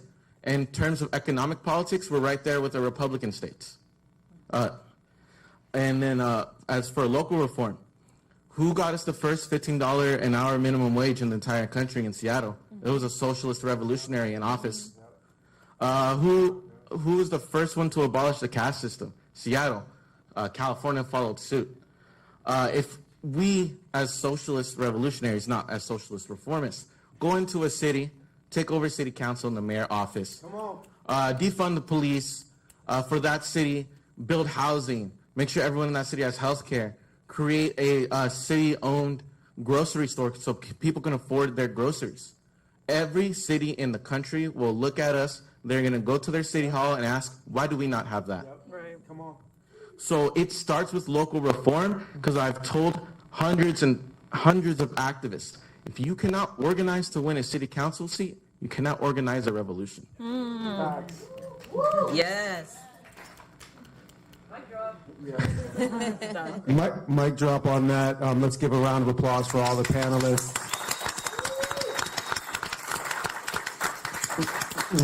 We will reconvene. I cannot say how much I love what y'all did. So just thank you for that. We will reconvene. Let's just make it the bottom of the hour so that people have a little bit of time to use restrooms, get some refreshments. Believe it or not, I built in a full hour of, of the conventional conference drama. So we should be good if we start back here at the bottom of the hour with our... Yeah, sorry, 11:30. Do people not... So We don't say that. You gotta We don't know what that is.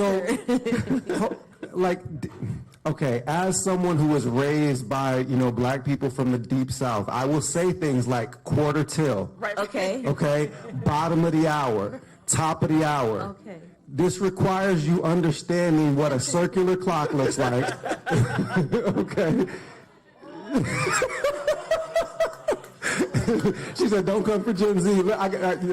I'm just so pardon my dated references. Believe it or not, I turned 50, and I will turn 51 on election day, and even light-skinned black don't crack. So yes. So we'll reconvene at 11:30.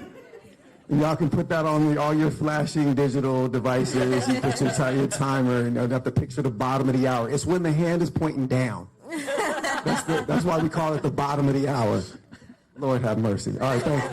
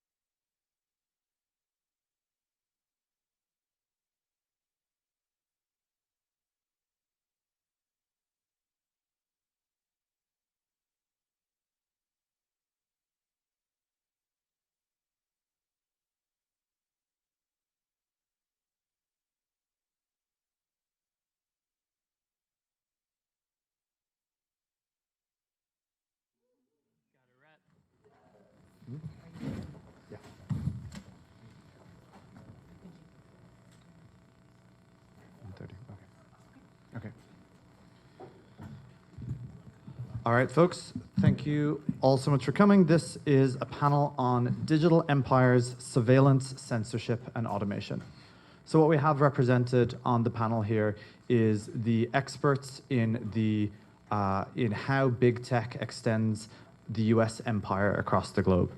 In particular, a lot of the focus that we're going to have is how multinational companies, we have represented here Google, Apple, Meta, and Cisco, how they extend the US's empire, but in particular, how it relates to the genocide in Palestine and how the US and Israel collaborate with big tech to expand that empire across the globe. With us today, first of all, we have Saima Akhter.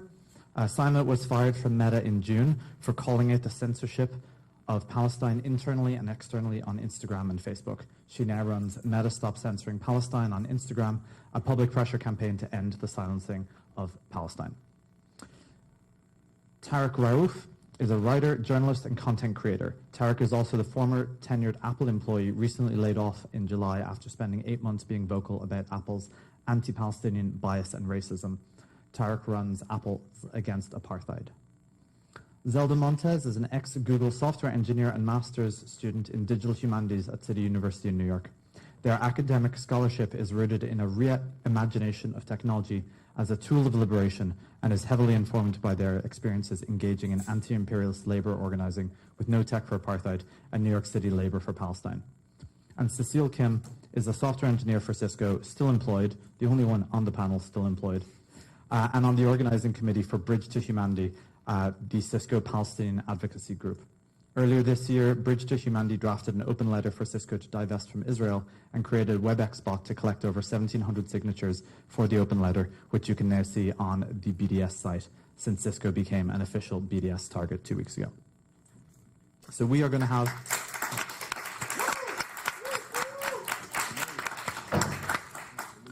So we're going to have a very informal panel. We're going to speak for about 45 minutes on the topics primarily focusing on surveillance, censorship, and automation and how it relates to digital empires. And after that, we're going to have a 1-hour Q&A, and I believe we're going to end roughly at 1:30 on the dot. All right. So I want to start this by a question for Saima. I want to give the audience some context of what these terms mean. What does censorship, surveillance, and automation mean in the context of digital empires? And to start this off, Saima, can you give us an overview of big tech censorship and how it supports the empire? Yeah. So in today's age, can y'all hear me? Maybe it's not on. Okay, it's not on. Hello. Okay, that's better. So in today's age, social media, well, first internet and now social media, greatly shapes how we communicate with each other, how we get information, how we mobilize, and that's been extremely evident on social media platforms like Instagram. So many people nowadays don't even get their news from regular media. They will go straight to social media. There is a certain trust as well from hearing from the people when there is so much anger that media is also controlled by Zionists, by capitalists, and there is a biased perspective that you're seeing there. And when you go to social media and you're free to speak and you're free to organize, and that is very powerful. But double-edged sword, there is, the people in power realize that, and there is a movement to curtail this speech. I think, there's so much mounting evidence against censorship on Instagram and Facebook, but I think we're all aware of it in our personal experiences. We hear from friends, we hear from family members, we have our own experiences of being shadow banned or having our content taken down or hearing big activists whose accounts are deleted from these platforms. I would say these human rights organizations, digital rights organizations have also come out with detailed reports on censorship. Over the years, Humble is one such organization that has been researching digital rights censorship on Palestine for many years, has come out with multiple in-depth reports. Human Rights Watch came out with a 51-page report. U.S. Senators Warren, Bernie Sanders have written to Mark, like demanding explanations for this censorship. And these companies continue to remain silent and continue to prioritize profits over people and continue to hold an inherent bias in how they suppress information based on the people that are in power at these companies. Thank you. We're going to get to that in the middle. We're going to have a big, long section where we talk about censorship. To introduce the next term, Cecile, surveillance. What does that mean in the big tech context, and how does mass surveillance affect us? So surveillance is just, you might think of surveillance as just the beginning of this whole death data pipeline that big tech enables. And you can see it in Jerusalem, in the old city especially. You have these big, ugly cameras everywhere. And they say, like, you know, the Israeli government has invested so much money into this mass surveillance program.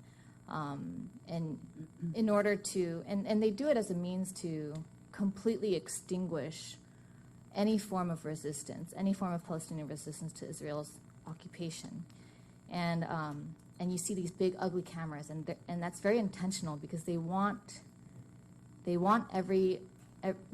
residents to know that they're being watched, that their every move is being monitored, and they say that, you know, I don't know what it is now, but there was at least one camera per 100 residents in the old city. So you see cameras everywhere you go, but it doesn't end there. So it's not just that. There's like the whole surveillance system includes the infrastructure, the communications, the transfer of data, video, and the analysis of it too. So you have like facial recognition, voice recognition software in these massive central networking command and control centers, and you have like, you know, such high tech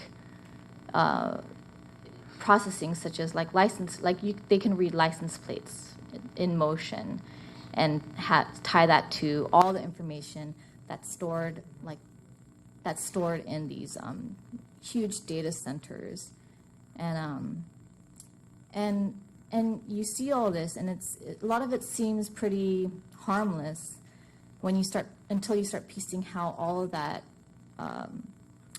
works together to be able to target and basically carry out. It creates this framework within which the Israel government and the Israel military can carry out this genocide as swiftly and efficiently as possible. And not only that, they consider this like a testing grounds for, and you see it coming here. I mean, LAPD is so in bed with the Israeli police forces. You have 7 cities, like cop cities that are building up. They've already like allocated over $100 million to build out these cop cities, and they're going to be they're intended to bring in Israeli police forces to train the police forces here in how to be as repressive as possible. Just one example I know of is LAPD. There's like the cobwebs technology. The co-founders, ex-Mossad and ex-IDF, and they're monitoring our social circles, you know, and so we see that here, and it's going to affect us here, and it's going to continue affecting us here. Can I say something on surveillance? We are quickly introducing it, and then we're getting to the jumping off on each other's thing section. Thank you, though, Tariq. All right, so Zelda, we talked about censorship and surveillance. Tell us a bit about automation and how that affects us. Yeah, so the only way that Israel is able to carry out this genocide in Palestine is through the automation of carrying out death, the automation of creating targets to bomb Palestinians and then tracking those targets. And all of this is happening with very little human oversight. And there's a lot of trusting the algorithm, right? Feeding all of these massive amounts of data points to these AI tools, and then trusting the outcomes of it. But of course, there's a lot of trust in saying well, Google technologies or AI technologies, the computer must be right. Where would the computer mess up in the calculations? They're not as, fallible as humans are, but it's still humans who are building these tools of automation that are able to carry out this warfare. The automation of warfare happens through, as Cecile was saying, through the camera systems. It also happens through drones that are surveilling Palestinians, and not just surveilling them, but also mounted drones with guns that are able to then target Palestinians for killing.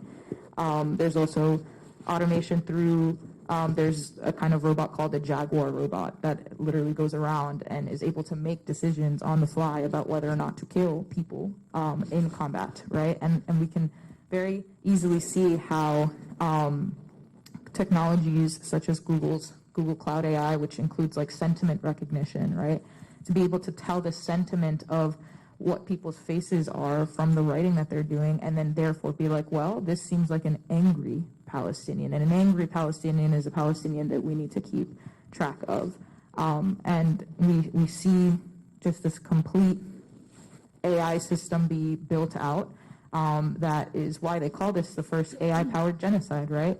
We've never been able to see the Israeli government carry out as much of this destruction in Palestine as we've seen in the past year, in the past more than a year. And that happens because of these AI systems which are being sold to the Israeli military and government by big tech that allows them to facilitate and be in the business of mechanizing death on a mass scale. So we want to ask kind of questions about that, because we are users of consumer technologies, right? We use Google Photos, for example, or Apple Photos, and we see this facial recognition technology as sort of tag a friend, or as something where it automatically collects all the people into a nice folder so that you can see who it is on your iPhone.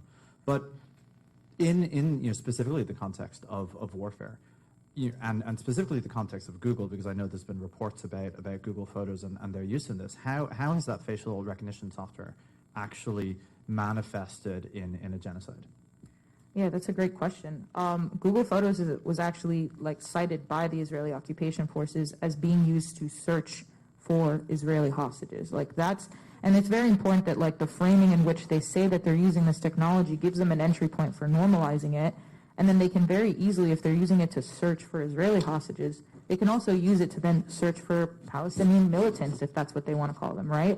And the facial recognition program, there are some of these programs that are built with Google Photos as one of the foundational tools that they're using to do this, which goes against Google Photos policies for using this technology, but we don't see any sort of repercussions, no sort of accountability to be able to hold the Israeli military accountable for the fact that they're using the technologies in this way. And so Israel has a military cyber intelligence unit called Unit 8200, and they rely on technologies like Google Cloud Photos and CoreSight to be able to create this program in order to be able to pick faces out of a crowd and say, we have pictures of a Palestinian who we believe is associated with Hamas. Let's be able to track them in a crowd and then be able to target them that way. And it really shows the extent to which the Israeli occupation forces will use any technologies that are available to them in order to carry out this genocide and facilitate that, and try to disconnect the average IOF soldier from being able to have to contend with the fact that they're engaged in this system of mass violence and genocide. To be able to disconnect through technology how much killing is happening is very intentional. That we've been seeing some reports already coming out about Israeli occupation forces struggling with suicide because of their role in this genocide, right? And the role of technology is to try to distance that violence from the humans who are carrying it out or helping to carry it out so that it can continue for a mass scale. And we saw this happen with the Holocaust, with the creation of the concentration camps and through the gas chambers in order to, again, not have actual humans have to carry out this death so that it can happen on a much greater scale without any human implications and feelings getting in the way. something that a lot of people don't realize is that when there were safety corridors happening, when people were being moved from the north of Gaza to the south of Gaza, the reason they were telling these people you can go through these safe corridors is because they were using facial recognition to scan all of the faces of the people and civilians that were walking through, and anyone that they deemed was like, oh, that's a terrorist, that's someone we're after. They would have them step out of line and like execute them. So it's like, it's even in the practices in which Israel claims like, oh, we're doing the humane thing, right? The humane thing is often actually just another evil deception that they're doing to try and kill more people. So we see how this facial recognition comes into it, and that's sort of like using technology, which we know is faulty, right? We know there's biases in the system. We know in particular that they work less well on brown faces than white faces, for example. So these are things where we know the system is kind of flawed. But also there are systems where Saima, I want to ask you about this, where the very information that we've been providing to these companies, and I'm talking specifically about WhatsApp and their role in targeting, that has somehow found its way into the warfare against the users of the system themselves. Yeah. So the WhatsApp vulnerability was uncovered in 972 Magazine's piece on this system called Lavender, where the IDF was using automated AI technology to identify and target Palestinians to kill.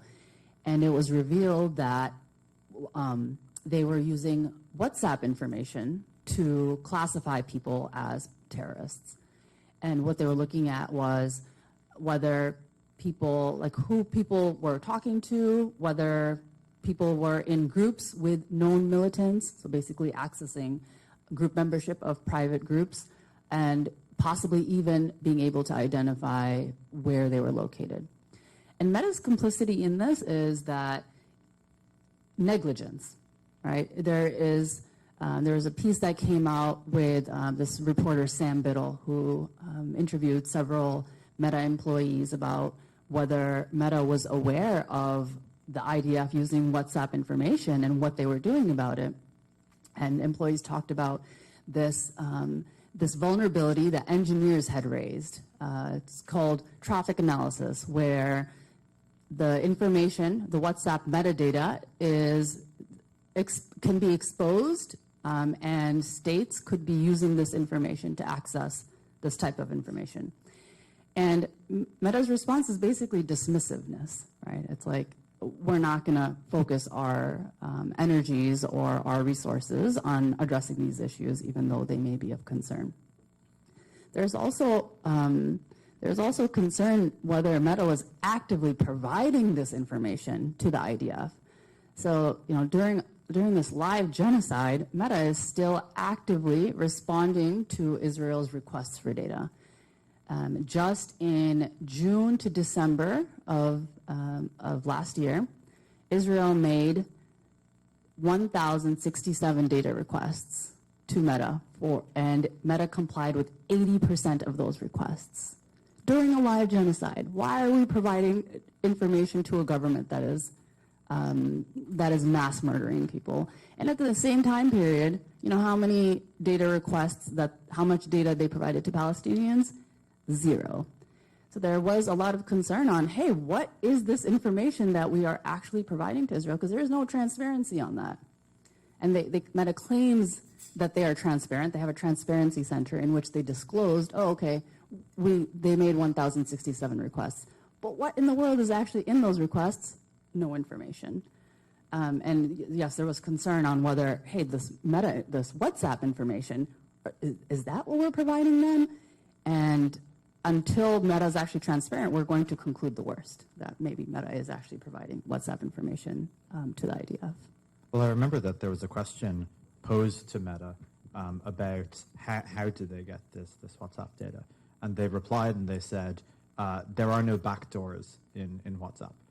And it was a really interesting sleight of hand, because the vulnerability that they knew about, that it is known that they knew about, is not technically a backdoor, right? It's a slightly different technical term that they're relying on you not understanding the difference between the two. And they're making it sound like, you know, there's nothing here, when in fact they're saying we didn't specifically put in a thing for Israel, but this known vulnerability, we won't mention it at all.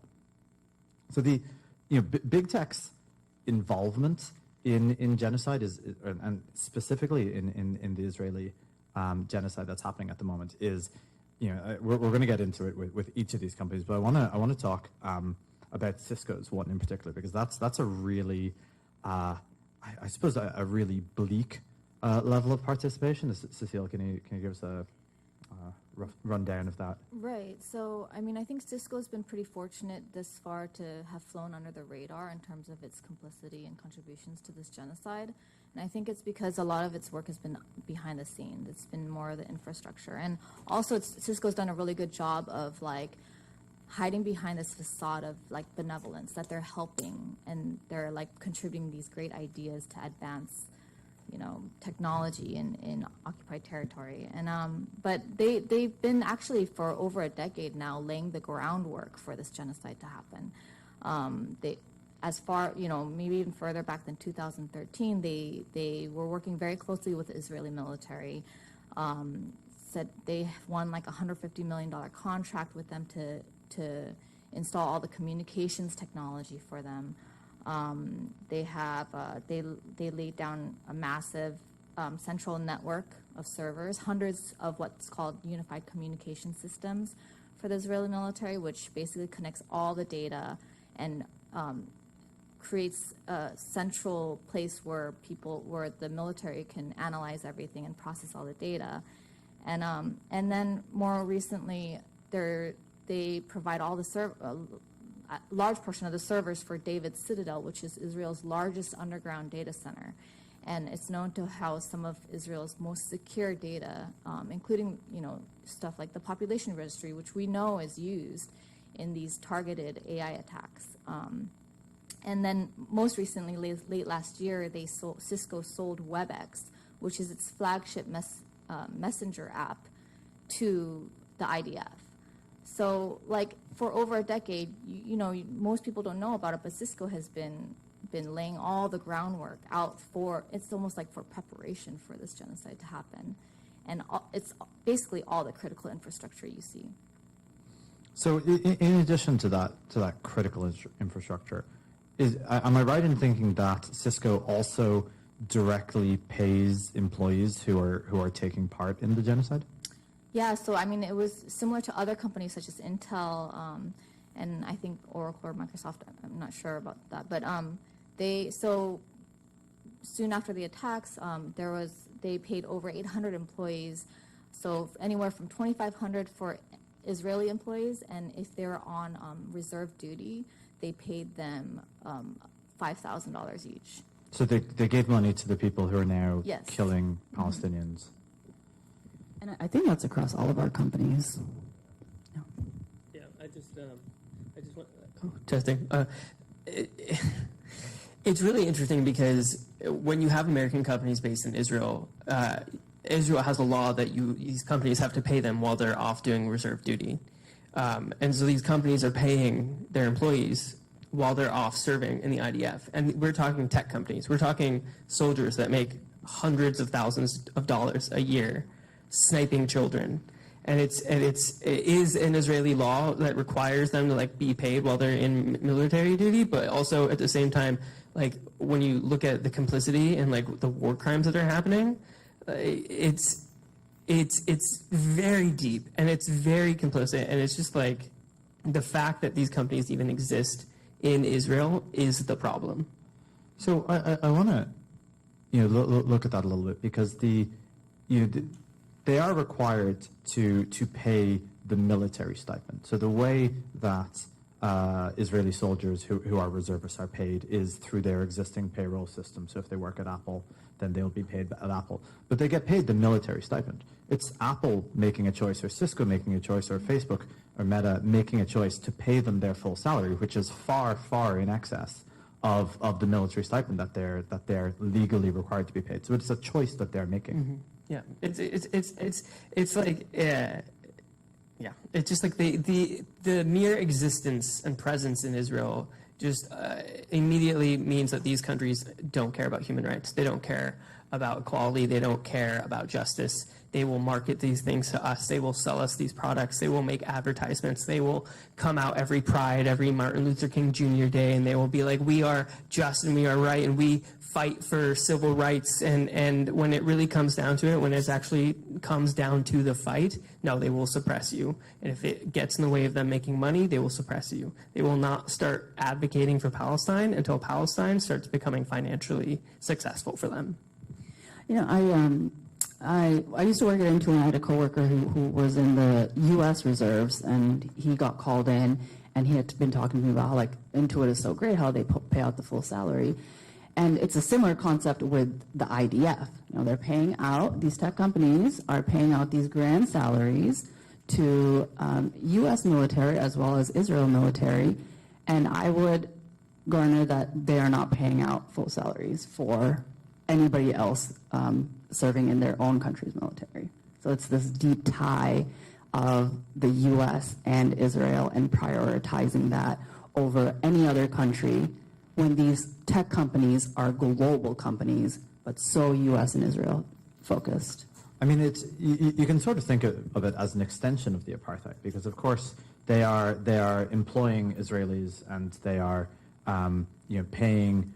They're giving good benefits to their employees who are Israelis, but they don't employ Palestinians in the same way, right? They don't have that same. They're not paying out people who are being genocided and who can't leave Gaza at the moment. And I know Cisco in particular. They had this. This sort of scandal where they were deliberately hiring Palestinians in the same office at like a massively lower rate. Right, so that's the pay parity. So again, like Cisco does this whole thing where they act like they're doing something great for the Palestinians. Like they called it the Palestinian Commitment back in 2008, where they invested in high tech in occupied territory. But it's crazy. So basically, Cisco succeeded in setting up this template for other big companies like Intel and Microsoft to follow, where they are basically outsourcing cheap labor to these tech companies, where you have an Israeli employee and a Palestinian employee doing the same work, yet the Israeli employee gets paid $4,000 at a rate of $4,000, and the Palestinian employee gets paid at a rate of $2,500. So almost half that, and then not only that, so they do this through Cisco Israel. So they basically outsource R&D projects from Cisco Israel to these Palestinian employees. So it goes deeper than just the pay parity portion. It's like this economic dependency, placing this economic dependency on their occupier, and it's like it's this weird relationship where they're supposed to be grateful for this, and then not only that, there's a technological. So Cisco inserts their technological dependency by like investing $10 million to install Cisco equipment into these Palestinian startups, and so they just become embedded and dependent on the people who are oppressing them. People don't realize that like Palestinians, like they love tech, and there are a lot of when it comes to engineers, like software engineers, there's a way bigger percentage. I don't even know what the percentage is of female software engineers, and there was in Gaza before like all of this happened. It's 40%. Yes, thank you. It's huge. So it's massive. It's massive, and so it's like when we look at tech and we look at Palestine. It's really easy to think of Palestine as like this far off thing that like is, like something that you don't want to think about. But Israel has modeled itself as the Silicon Valley of the Middle East for a reason. And they know that it is an industry that is ever growing, ever evolving, constantly changing, so they can always stay on top of things, right? And so it's like, and they they use their privilege to uphold white supremacy within the tech industry, and by doing so, allow racism and apartheid to spread through all of these companies at a global scale. And I think the question here is, we all have television offices at our former employers. But what is the makeup of Arab employees and Israeli employees? And I think that is a big crux of the issue that that we talk about, the influence of specific leaders at these companies. And I had spoken to one of my former colleagues who was an Arab in the Tel Aviv office, and I was shocked by the representation of Arabs. It was I don't remember the exact number, but it was in the single-digit percentages. And post October 7th, the backlash and the hostility and the intimidation that this former colleague of mine experienced actually caused him to request a relocation outside of the country to another Meta office. So the people that are, the Arabs that are there in the Tel Aviv office, they experience so much intimidation and are ultimately even driven out.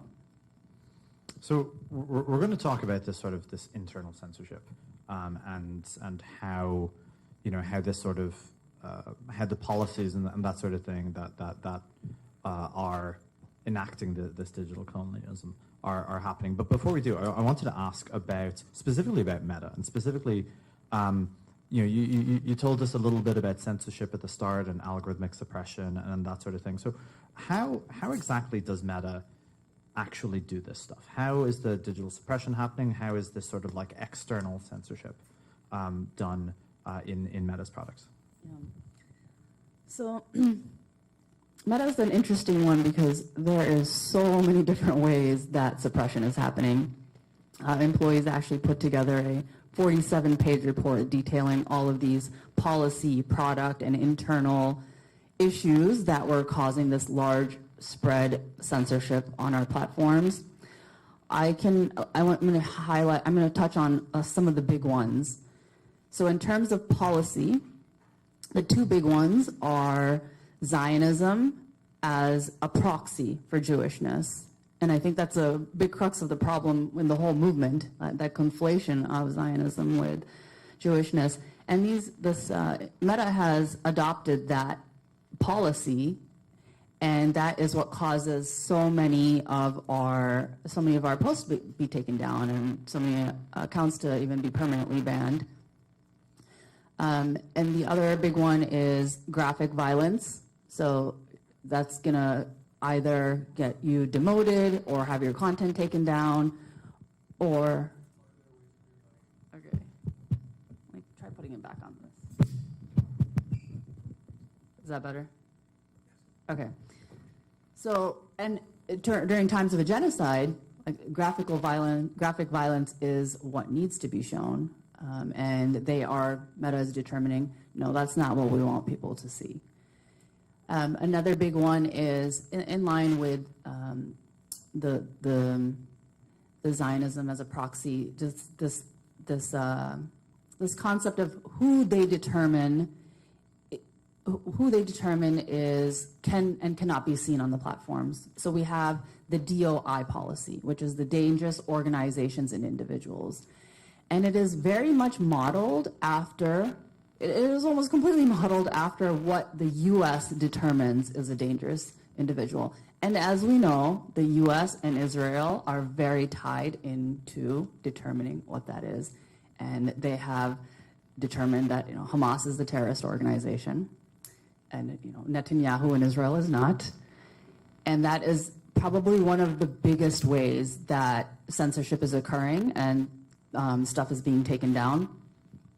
So you will get, if you praise Hamas, and I have this list of ways they classify.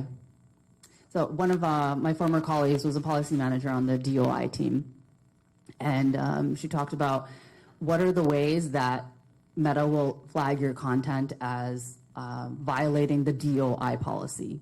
So if you praise Hamas by making the cause better in others' eyes, giving the cause a sense of achievement, showing others the cause has your approval. The cause here being the Palestinian cause. And if you're just showing your support for that cause, they're gonna say you are supporting Hamas, and flag your account. There was something that was revealed recently about the Columbia SJP account was taken down, and one of the things that they got flagged for was they had like this little red triangle, and Meta said that represents Hamas, and Columbia SJP's account was like permanently deactivated. But it's giving Meta this power to determine what it thinks is dangerous and censoring content that way. And then we get into, so policy is the big one, then we get into product issues, like biases, and I would say the biggest problem there is just negligence, right? They have so many content moderation issues, and people are trying to flag them, but Meta's basically not caring, internally and externally. People are saying, hey, can you address this? How are you resourcing it to fix it? And you kind of get this wishy-washy statement, but there's no commitment to resourcing to fix these issues. And then, sorry, the last thing I will say how censorship is occurring is really, like I've hit on, is these leaders like Jordana Cutler, Guy Rosen, who have ties to the IDF, former IDF, worked in Netanyahu's office, that are influencing. We're going to go into that in a bit. Okay, that are influencing these policies. So I think that's one of the really interesting questions. We hear how the policies, what specific policies that there are, the dangerous organization individual, that's a direct establishment of U.S. policy into social media, which is used by the entire world. But one of the things that we don't see, or that people don't see outside of these tech companies, is exactly the mechanisms that these policies get enacted internally. So No Tech for Apartheid, which Zelda is a member of, was one of the first organizations that came out to talk about exactly what is happening internally and how these pro-Israel, these Zionist policies get enacted. Like, what can you tell us about that? Yeah, so back in December of 2023, there was a Medium post that was posted by No Tech for Apartheid that talked about the abuse and retaliation that was happening against Palestinian, Arab, and Muslim Google workers who, just by virtue of being Palestinian, Muslim, or Arab, not being given the same sort of space to be able to mourn their dead and their martyrs, and to be able to have even sympathy for the fact that there are Palestinians who have had family lost, or that killed by the IDF, and you can't really say that out loud. And so, in December of 2023, in talking about like Palestinian women software engineers, May Ubaid is a Palestinian software engineer who was killed by an Israeli airstrike. And she was part of a Google startups founded program called the Gaza Sky Geeks. And she and her whole family were martyred in an Israeli airstrike. And we as Google workers put together this vigil in New York City and in Seattle and in California to honor her martyrdom and to create a space for us to mourn.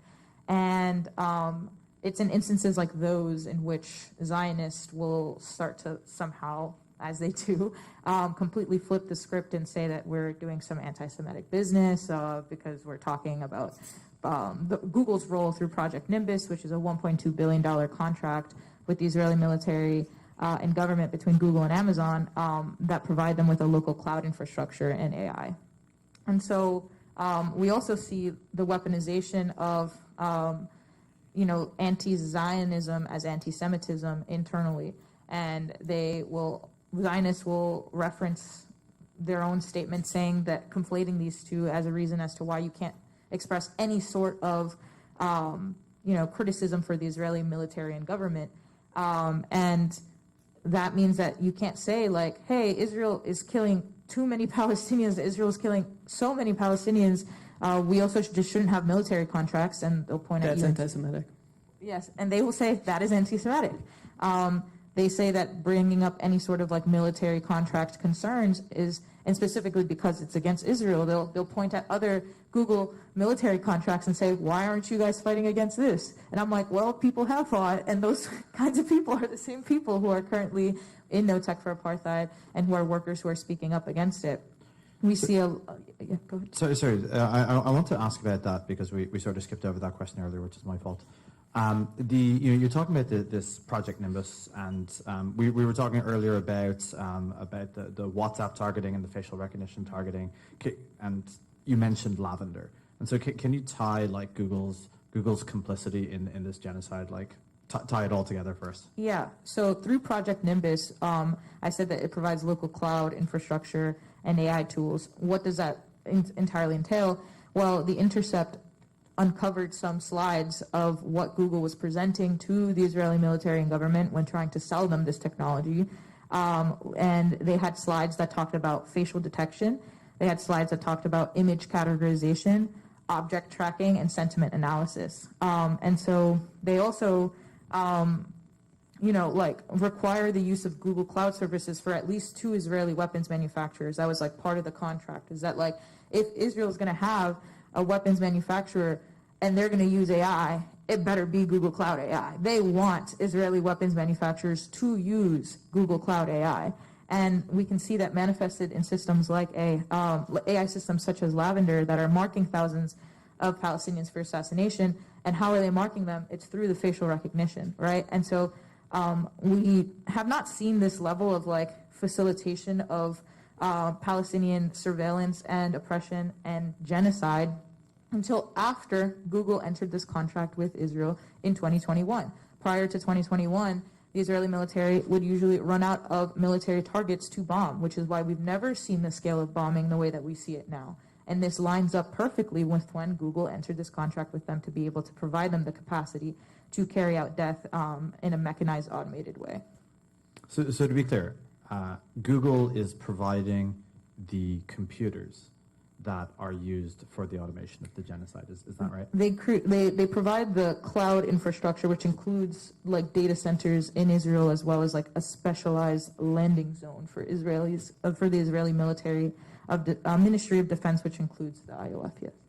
Okay, so we're seeing that there's people have been talking about this sort of like internal censorship that they're feeling, but clearly there's a genocide going on. There's a lot of people being killed, and whether or not you even agree that it's a genocide, no one on this table disputes that.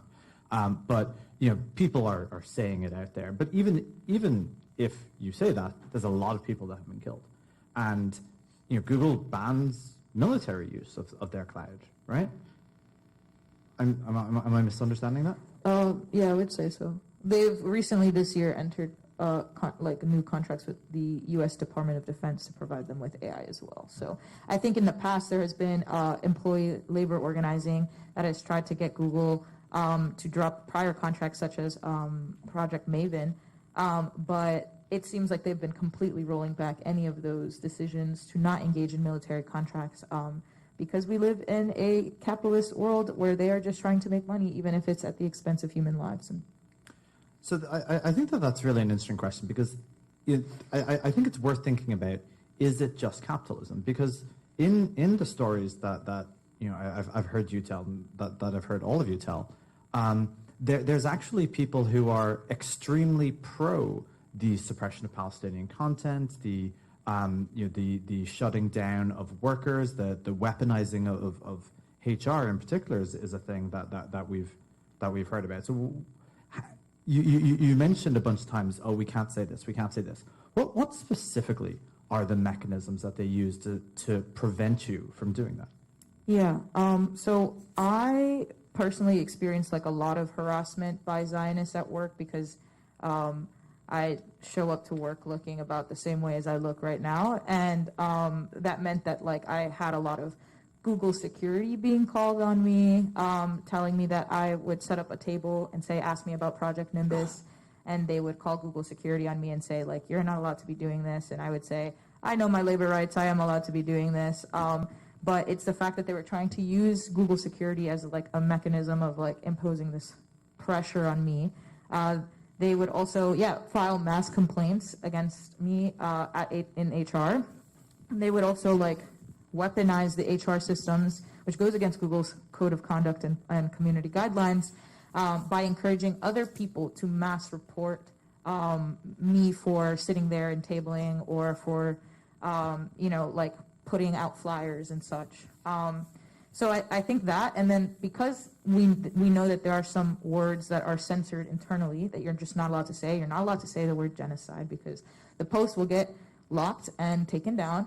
You're not allowed to talk about extremely disruptive content. And so sometimes when we would want to just talk about news, there are certain internal spaces that you are kind of more allowed to talk about things, talk about like news of the company. So people would be like, look, Google's in the news for some more really terrible anti-Palestinian stuff that they're doing. And Zionists, knowing that we're not allowed to say certain words or get too disruptive, would come in and start being like, what about the raping? What about like all of this misinformation, which just like isn't true? But now the topic of the conversation isn't trying to teach workers about Google's complicity in the genocide. It's now talking about these mass rapes. And it completely shifts the topic of the conversation, gets the thread completely locked down, sometimes deleted. No one wants to engage with it anymore because they're afraid, oh, if I bring this up, they're just going to talk about this and then they're going to silence me in that way. And we saw that happen a lot internally, where like they know what the hot words are the same way that we know, to sort of like avoid them and to work around them. And they would intentionally bring those words into the conversation as a way to effectively silence any of the communication about it internally.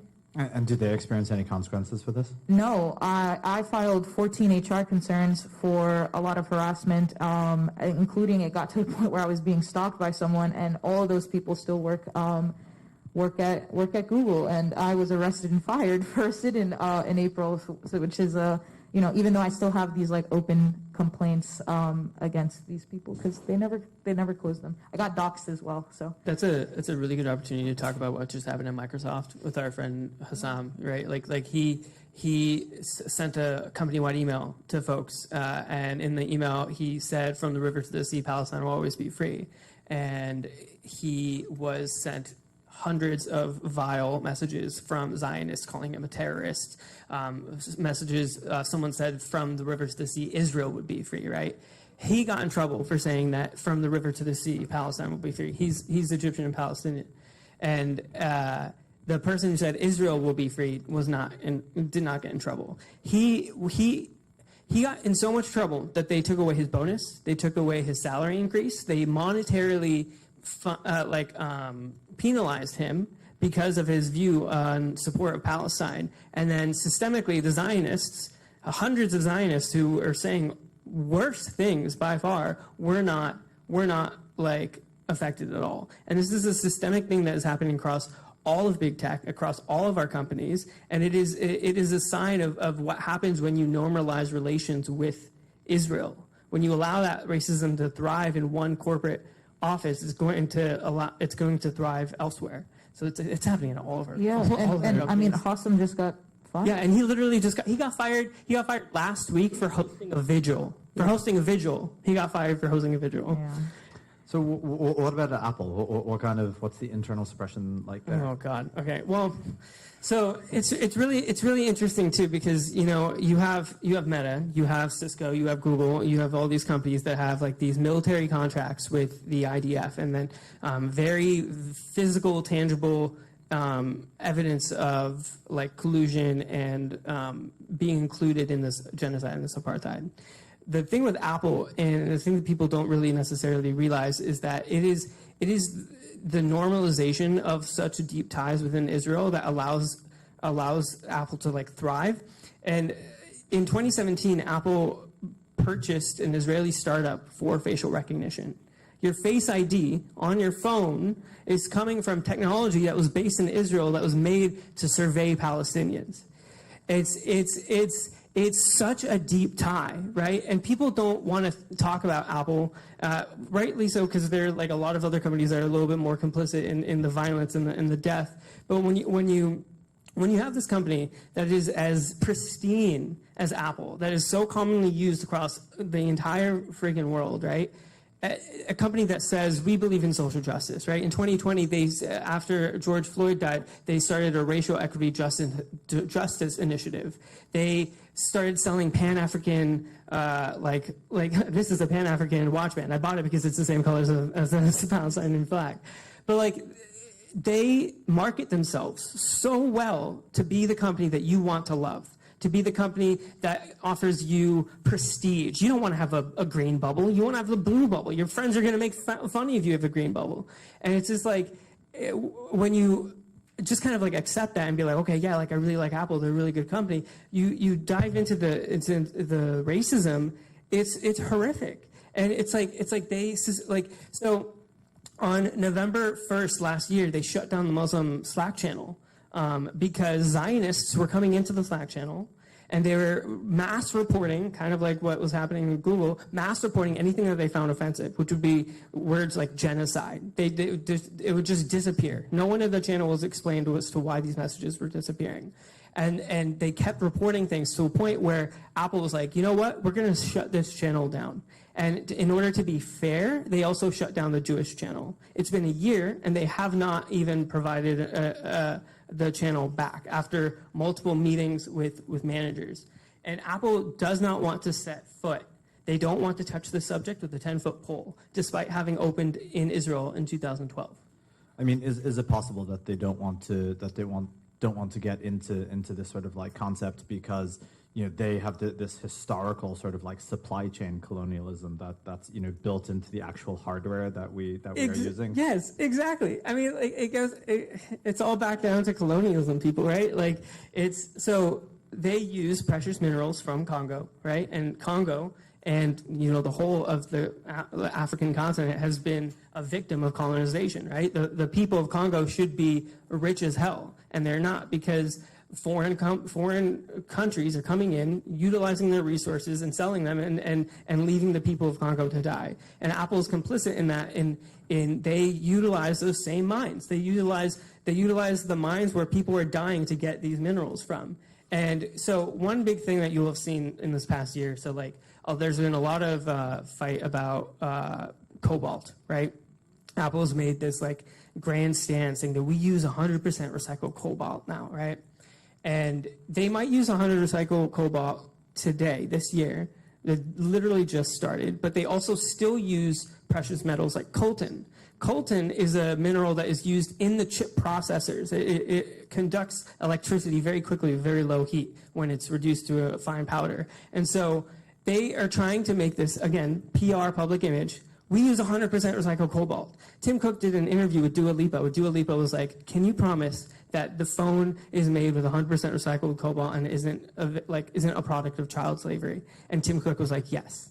Because he wants you to think that Apple is the good guy. He wants you to believe that the product that you're holding in your phone, the product that everyone admires, is a product of goodness and justness, and is not a product of colonialization or violence or war, when they are so deeply complicit in all of those things, and they really use inclusion and diversity as their best marketing tactic.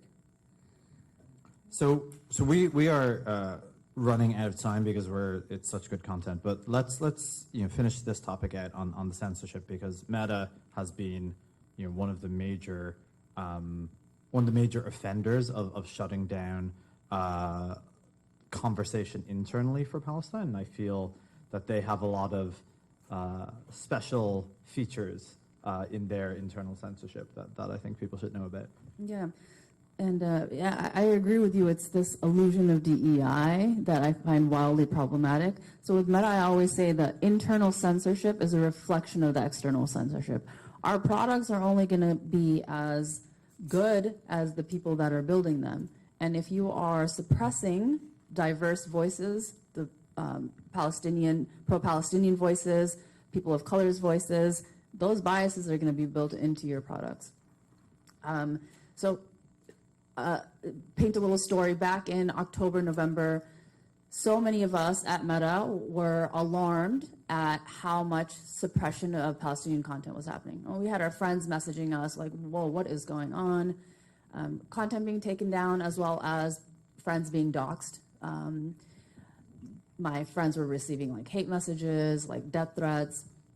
And we had been trying to talk to different product teams about all these different issues. The bullying and harassment, the content takedown, shadow bans, AI biases, WhatsApp stickers showing Palestinian boys holding guns, the Palestinian flag being translated as terrorist, going down all these like rabbit holes to kind of, it was like whack-a-mole.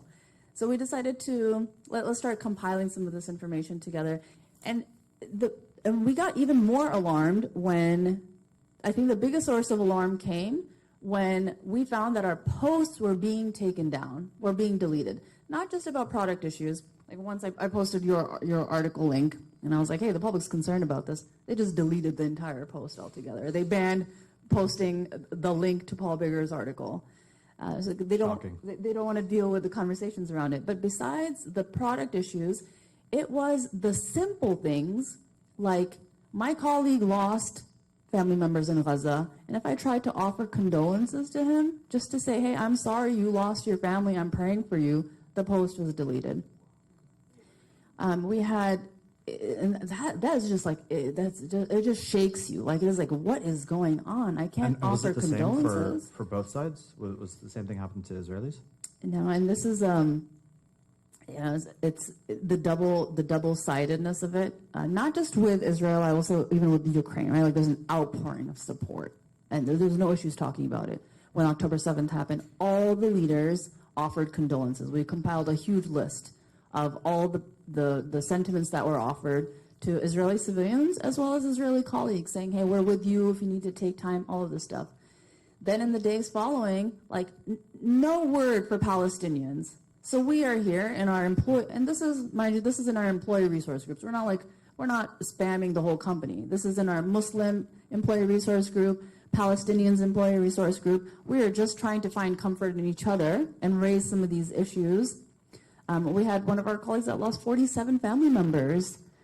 And to not even be able to offer condolences, like, that's the crux of the issue. How are we going to solve any of these product issues when we cannot even mention Palestinian lives? The bias is so apparent. And so we ended up writing a letter. I helped circulate this letter addressing, calling Meta out for like the one-sided sentiments, for censoring our voices, for not providing support to Palestinians, and for not addressing all of these product concerns. And I emailed like a list, like the Muslims listserv, people that had RSVP'd to this vigil that Meta had forced us to cancel. And when leaders found out about this letter, that was addressed to Meta leaders. They deleted the letter. They took it down. They kicked me out, disabled my system access, put me under investigation for 2 months, saying I violated community guidelines. The community guidelines is that you can't talk about Palestine because it's a disruptive topic.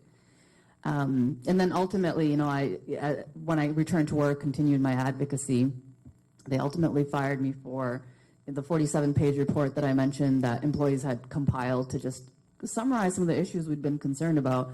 I made a personal copy of that after seeing they deleted the letter, even went into people's trash cans and delete the letter, like any record of it. So I was like, damn, this is a great report. I don't want it deleted. So I made a personal copy of it, and they fired me for that. Never mind that they're not going to address the contents of that report, but no, they're going to fire me for just making a personal copy of it. So can I say something? Go for it. Okay.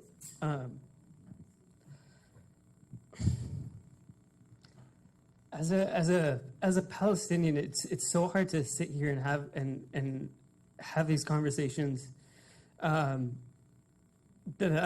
amount of debate and the amount of conversations that we need to have to be able to be seen as human is just like it's gut wrenching, and like.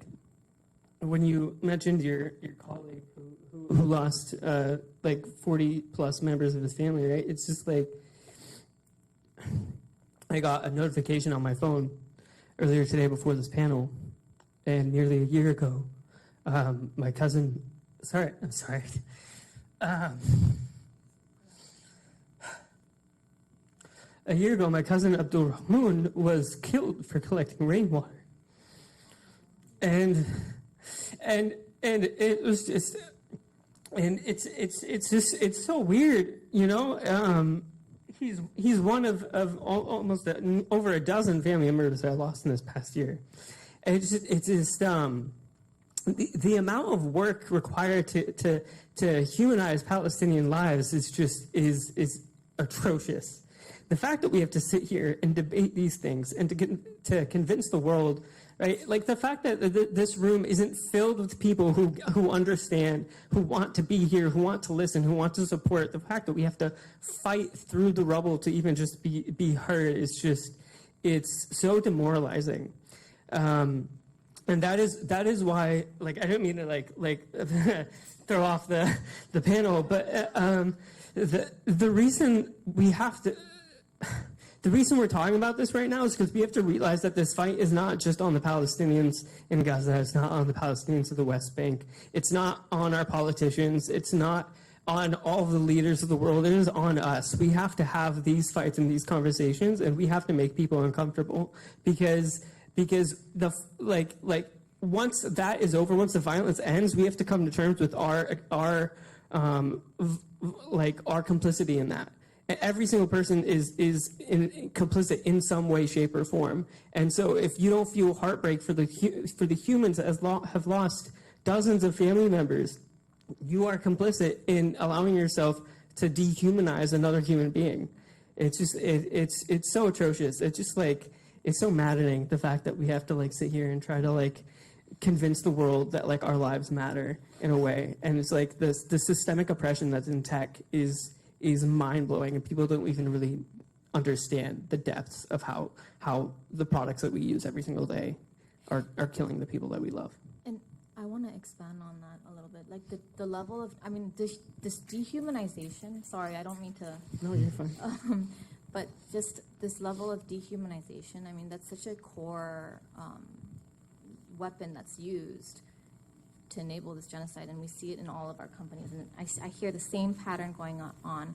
And you have Cisco, and we pride ourselves in our conscious culture. I mean, it's been the number one greatest place to work for the past 3 years. And you wouldn't think that would be happening there. But actually, it's really bad. Like, it started with the open letter, the suppression of that. And again, they act like on the surface that they're all good. And you have the executive VP, Francine Kotsuda, we sent her the letter at early on, and she praised us, and we were like, oh, wow, we might actually get somewhere with them. But once we reached over 1,700 signatures, they got scared and they shut us down. And they removed our SharePoint site that had all the educational resources, and it was due to a handful of complaints from this public company-sponsored inclusive community where they were complaining about us. And it's crazy because you also see the double-sidedness of it and the hypocrisy. Like, there's comments. So we have Jewish allies that left that group because they were so offended by what was going on in there. There's comments. We have documented evidence of comments where they're equating.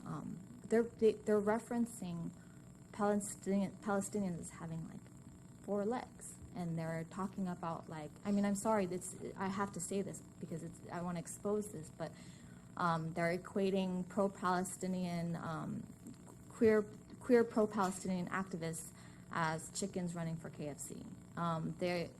They're talking about, they're calling all Muslims terrorists, and there's just it's so crazy. We compiled an 80-page ethics case report on all the comments that were made in this space. And meanwhile, they have a senior VP moderating this space, Talski Rao, who didn't say a single word. If anything, he encouraged them to file mass ER cases against all of us. And then on top of all that, so we didn't hear, basically pretty much nothing happened. We had 60 people sign on to this group ethics case on all this gross dehumanization going on. Within, this is a public inclusive community. You need company approval to get this space going. And meanwhile, there's this sales event that happens where Francine, the executive VP, takes a picture with the Palestinian network at Cisco community group members. And they're all wearing this shirt that they had with the map of Palestine and in Arabic lettering over it. And she So she took this and they posted on LinkedIn. They got all these positive feedback, and then same handful of people start complaining. And she, within hours, she enters that WebEx space, offering her heartfelt apologies for taking a picture with a symbol of hate or bias. I mean, it is crazy, like the contrast with which the speed and like, whereas we have this 60-person ethics case documenting them, those same people calling Palestinians, equating them to animals, and nothing, no response. 2 months, just dismissiveness, no apology, nothing. And it's ongoing right now. Like, there was a company-wide Cisco event that happened, or company-wide Cisco meeting that happened virtually a couple weeks ago, and we put messages in there about it, and this is the way. Like, we have to be rude. We have to be outspoken and rude in order to get our voices heard, and that's the only way. Like, being polite and going through the proper channels doesn't work anymore. Yeah, I really wanted to like echo the call of what Palestinian trade unions have made for us as workers here in the core of empire, right? Which is that like there is no genocide in Palestine without American bombs being made by American workers. And there is no genocide in Palestine without Google workers who work on these technologies that are being then used to mass exterminate Palestinians, right? And what that means is that as workers, we have to come together and put some of our skin in the game, right? Because for me personally, like I get asked a lot of questions about why I was willing to get arrested at work and then get fired for it. And I was like, losing my job is not losing my life, okay? And I think that we have to be very honest, especially within the tech industry, about the privileges that we have to be nonetheless workers. We are very much at the top of the working class, but we still don't get to determine what our labor does and how it is used in the rest of the world. So we are still working class people, whether or not we want to admit it, right? And what that means is that like we have all these privileges that we can lose our jobs and be okay for a little bit of time, right? And that means we have to make those risks and determine like the sacrifices that are necessary for liberation, because there are sacrifices that need to be made. Okay, and it has to be rooted in labor organizing, because each one of us can't do much, but all collectively we can do a lot more than we think. Yeah, absolutely. I want to before we go on to the questions, but I just want to end on a more hopeful note in terms of what you're seeing happening right now is a very small glimpse into the solidarity that is growing within the tech industry. We have worker-led movements happening across Meta, Apple, Google, Cisco, Intel, Microsoft. It's and what? Salesforce. It's Salesforce, right? And so and what's happening is you have Project Nimbus and you have No Tech for Apartheid, which represents simply just Amazon and Google. But one of the most exciting things that's happening right now in tech is that we're very close to launching an organization called Tech Divestment Network, which is literally aimed to get the tech industry to divest from Israeli apartheid. And we are showing a solid force of solidarity, and to show these executives that we do not want to be involved in your genocidal, white supremacist, capitalistic hellscape of a world. We want a world that we can actually build for the people, by the people. And it's like that is what we want. And when it comes to Professor Butch's, Professor Ware's panel earlier, right? The end of empire. The end of empire includes ending the control of tech in our lives and allowing ourselves to really fight back. Yeah. And I just want to talk about inspiration within the tech worker space. We've been retaliated, but I can say for myself, and I think you all would agree with me, I would do it 1,000,000 times over. Absolutely. Absolutely. What is a paycheck compared to losing your humanity? And this is what I want to say to tech workers. Don't be afraid of losing a job, especially when you're a worker that's so well paid that you will be fine. You will be fine for a long time. You will have high skills. You will find another job. But how can you sit there and collect money from a company that is contributing to a genocide and say, oh, it is what it is, or that there's only so much that I can do. How are you able to sleep at night?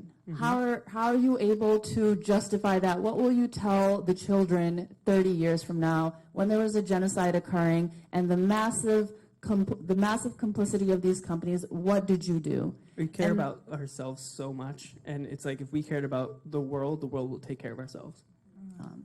And I think it's like these tech companies, they're so good at creating like this fog of confusion amongst tech workers. People that see it so clearly, we are really put down and made to feel like the crazy ones, right? Like the number of people that I had say to me, like, are you okay? Like, you need to take care of your mental health. And I'm just like, are you okay? Why are you not affected by this? Yeah, the ones that don't care about this are the mentally ill. Yeah. So I think it's just like, get out of that fog, right? Our companies, our companies are masters at covering up and, prettying up what's actually happening and keeping you in chains by the pretty paycheck and the pretty glitzy lights. And we just need to do more to inspire workers to stand up together and stand up for humanity together. Let your guilt guide you. Yes. All right. All right, folks. So that's it for the prepared section of the panel. We have a little over 45 minutes for audience questions. Oh, something is happening. Nope, just maybe closer to 30. 30? Okay, yeah, you got it. Yeah. Just to make sure we're on schedule. Okay, we've closer to 30 minutes for audience questions. How do we get the mics to people? Okay. Thank you. Thank you. All right. Are we going to do sets of 3? No, we'll do one question at a time. Oh, one question at a time. Here we go. That's all right. Actually, I don't have a question. I just want to let you know something. I'm, by the way, Jill and Butch's campaign manager, Jason Call here. This is not a campaign event. This is not a campaign event. I'm just letting you know. I'm just identifying myself. Got it. Okay. So I talked with a Boeing management worker who quit over the genocide because they are mixed Palestinian and Jewish, and they have internal evidence of discrimination at Boeing with internal chats where pro-Palestinian comments are being deleted, whereas pro-Israel comments are being allowed to stand. And she said that they're brutal comments and they're being allowed to stand, and also has evidence that their sustainability department is complete bunk. So, the things that you are talking about in the tech industry, they are going on in other industries as well. And I really think that we're coming to a crux of where those workers are. And this was high-level management within that department, and just said, I'm out of here. So I think that sea change is coming that you're talking about. I just wanted to say that. Yeah. The things that we have seen in a single tech company are things that every tech company you talk to, and I think it's true of almost every company across the industry or across the industries, where there is things like senior Zionist leadership, the weaponization of HR and Jewish ERGs are things that we've seen at every company. Weaponization of anti-Semitism.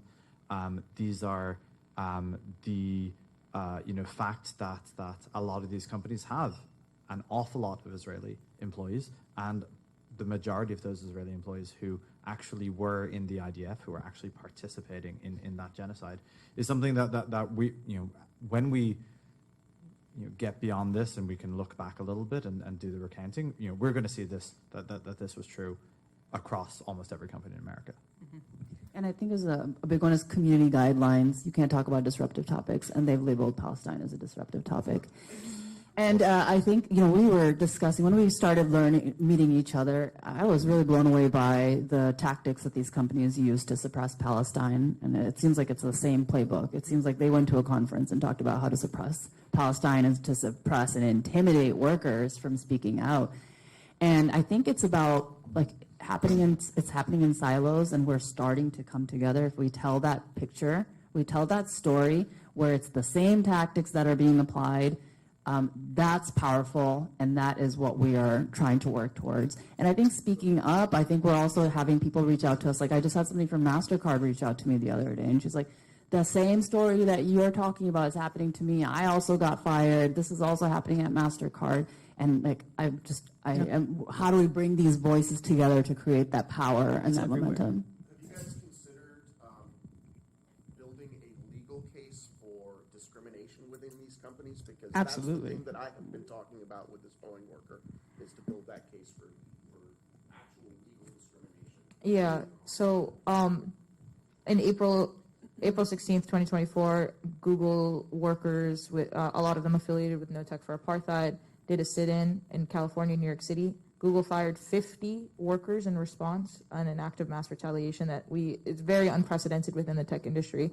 We are currently in a legal battle with Google. We have filed with the National Labor Relations Board in order to fight the retaliation, hoping to set some sort of precedent for worker protections, especially from the tech industry, which has largely been, kind of separate from labor struggles, but we're really trying to bring tech and labor together because they've been disconnected, and very intentionally so throughout time. So.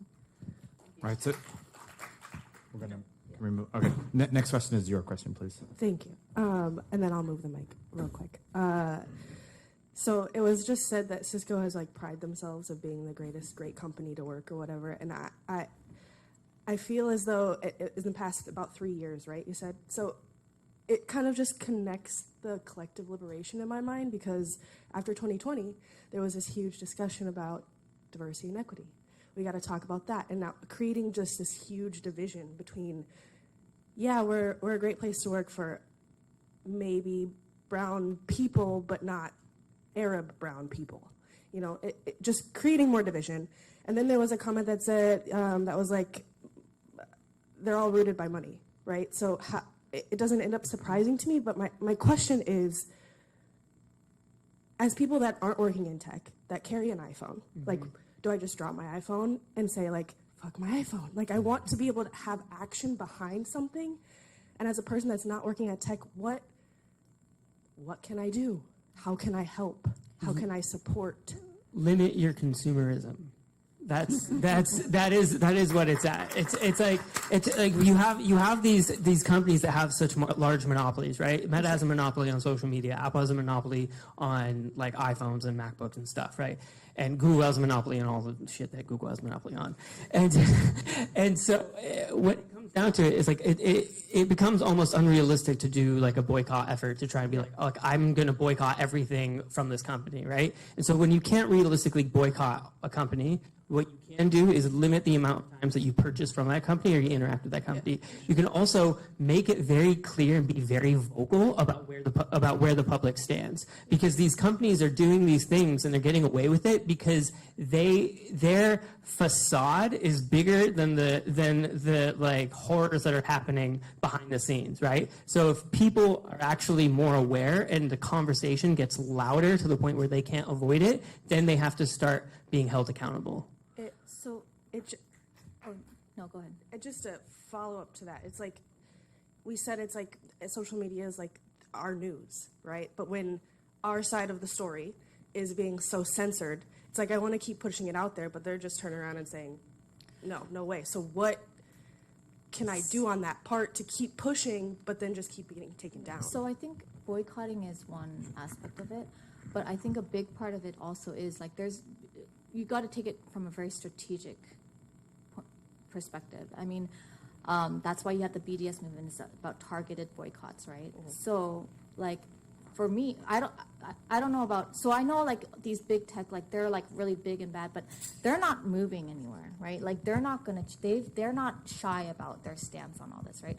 That's why we feel, our organizing committee feels that Cisco is a strategic move to focus on pressuring them, on signing petitions for them, and like writing letters to universities, going to like student career fairs, and I think all of this is going to start with the students. I mean, that's how it has been historically. So we want students to start speaking up. I mean, there was one, the University of UCL, where after Cisco was listed on the BDS site as a target, they kicked Cisco out of their career fair. You know, and we need stuff like that to happen. So we need a targeted pressure campaign on Cisco. And Cisco's in a position, it's in a weak position right now. And also because of its conscious culture, is the most likely to divest from Israel at this point. So I think we need to move Silicon Valley forward incrementally. And I think it begins with Cisco. So we need, I mean, Cisco is boring. A lot of people don't even know Cisco, right? So it's hard to get attention on Cisco, but I think we all need to come together and target our pressure campaign, starting with Cisco. And we move Cisco forward, and then we might see other companies move forward. I mean, ultimately, profit's the bottom line. So we're not going to convince them morally to divest. We need to focus on like sub-targets. So universities, churches, communities, get them to sign, like it's as simple as signing petitions. You know, you see someone ask you to sign a petition to divest from Cisco, sign it. It's important. Because that is how BDS got, was it Puma? I think it was Puma. That's how they got them to like cancel their next contract with Israel. Is through petition building with the communities surrounding Puma. Yeah. So we got to do the same thing with Cisco. Is we target those communities. Tell your universities to stop using WebEx. WebEx sucks anyways. Go use something else. So there's a broader sort of movement. You like I think a lot of people think about what is my complicity, and we've been taught this, right? We have to recycle. It's not the companies that are burning the oil that are the problem, and fundamentally there is a very large movement that is across the space. People are doing shareholder resolutions. People are doing divestment resolutions. You see Nordic companies are divesting from Israel. There are people fighting against Israel bonds. So almost every part of the ecosystem has someone who is starting a campaign that is against it. But the issue is for a lot of them that a lot of those movements are young, or the people's recognition that the movement is important, which largely happened after the invasion and the genocide, that is young. So we're going to see those things become a lot more organized, a lot more mature, because we face the exact same problem, as with recycling, right? Can you get off Instagram? And if you do, does it make that much of a difference? It's a very difficult challenge to say, well, the consumers are the people whose behaviors want to change when we're all addicted to social media. Yeah. I also really want to quickly say that, like, it's critical. We have to be critical of the technologies that we use. Like, that's part of it, right? And, like, telling people about why we ought to be critical. Spotify Wrapped is about to come out, right? People love Spotify Wrapped, and that is very successful rebranding of data surveillance techniques that is being then sold back to you as a user, and then you will go and then be an ad for Spotify for like whoever knows how much longer, right? And so it's like just asking yourself these questions about, like, they're telling me stuff about me with my own data. Why don't I have access to my own data? What are they telling me about my data? How might that be trying to shape my behaviors, right? So it's like, it's a critical engagement. Like, it is very unrealistic to get us all off of all of the technology, right? But there has to be a little bit of, don't trust any of these companies. And when you see something, you can look into it a little bit, find some information, share that with the people around you, and build a critical engagement with technology, because it is all around and we can't just, completely get off of it. I'll just throw into that as well. We should get to the next question, though, because we will. I just have one fun thing on Spotify. Daniel Ek, the CEO of Spotify, put $100 million into Israeli weapons companies. Everyone's complicit. No, enjoy your music. Can I just offer this really quickly? It's less of a question, but more of a comment, right? So we have coercively consented to using military technologies, and this becomes our everyday reality. I remember the exact age I was when I started using a cell phone, right? It was 21, right? And now this is every day. But to the point that I want to say about, especially when we think about high-tech industry infrastructure, right? And so this is a space, yes, labor organizing, creating unions, that is important, but also thinking about the work of intercommunal solidarities of global communities that are fighting settler colonialism, right? Yes. Because gentrification is settler colonialism. So I'm at a university right now that has, and I'm just, bear with me, has created a partnership with the Israeli National Economic Council and Global Institute on Innovation Districts. Innovation hubs and networks and high-tech campuses are code words for settler colonial projects. Yes. So they have been involved with colonizing, right, gentrification and displacement on the 52nd Street in West Philadelphia, and this is the Black Bottom, historic Black West Philadelphia neighborhood, right, using mass expulsion, displacement, policing, and incarceration of Black working class communities, and simultaneously, right, using policing, incarceration, mass expulsion, and displacement of Palestinians in the West Bank. So their first initiative, remember Sheikh Jarrah, right? So they just opened the first initiative of Silicon Wadi, right, in the sister community of Sheikh Jarrah. This settler colonial project was a construction of 200,000 square meters of high-tech offices and workspaces at an investment of $56 million. So in 2022, Palestinian media sources actually covered the Israeli state sponsoring of ethnic cleansing schemes in the broad daylight of Palestinian communities in Wadi Joz, right? And so this was responsible for the expropriation of 200,000 square meters of land, but the demolition of 200 Palestinian facilities. So we have to think about, yes, like the digital apartheid that is happening, the military technologies of surveillance, but then the active, right? So Gaza is happening, but then in the West Bank, but this is then responsible for the expropriation and displacement of Black and brown communities in the United States and globally. Right? So this is part of the ways in which we can actually collectively start to organize. There's many fronts that we need to attack. It's all connected. Yeah, Yes. it is all connected. Yeah.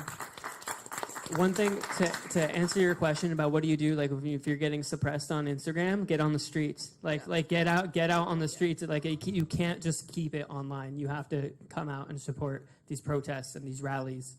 I think what we're here for is to educate, but also inspire. This can't only be worker led, right? Just the way the public is targeting like Starbucks and cultural institutions and blocking bridges. I invite you all to come to our offices and protest outside. We've been doing protests outside. Apple had a day of shut down Apple stores. Yeah. Meta, we did a visual outside. We had a shut down tech day on October 24th where we all protested outside of our offices. And I would love for the public to join in on that and just be angered enough by it to show up at their doors. And I want adding to that, actually, a lot of us live remote or work remotely, and you don't even have to go that far. Some people, even just a tiny little step, just join a group. That's the beginning steps of organizing, and that's the most important thing we can do right now is organize. Join a group. You don't even have to participate in the group. Just join it and just hang out, and see what's going on. You don't have to read every single message, right? That's the first step, and that's where it begins, and take those little baby steps. You don't even have to go in person if you're not ready for that right now, Professor. So just quickly, convener's prerogative, Cecile, please speak into the mic just to make sure that the cameras get it. That's the only reason we're hearing you fine. I'm going to try to ask the panel to wrap by 1:15, but I actually wanted to, if possible, just to leave time for Salat for people that need to pray before we go to lunch. And then I had two, pieces to add to the conversation. The first was just a reminder again from last evening. People usually mobilize around issues, but revolutionaries organize against systems. Organize against systems. And with that in mind, just going to throw out the fact that Raytheon's offices are right here. Right here.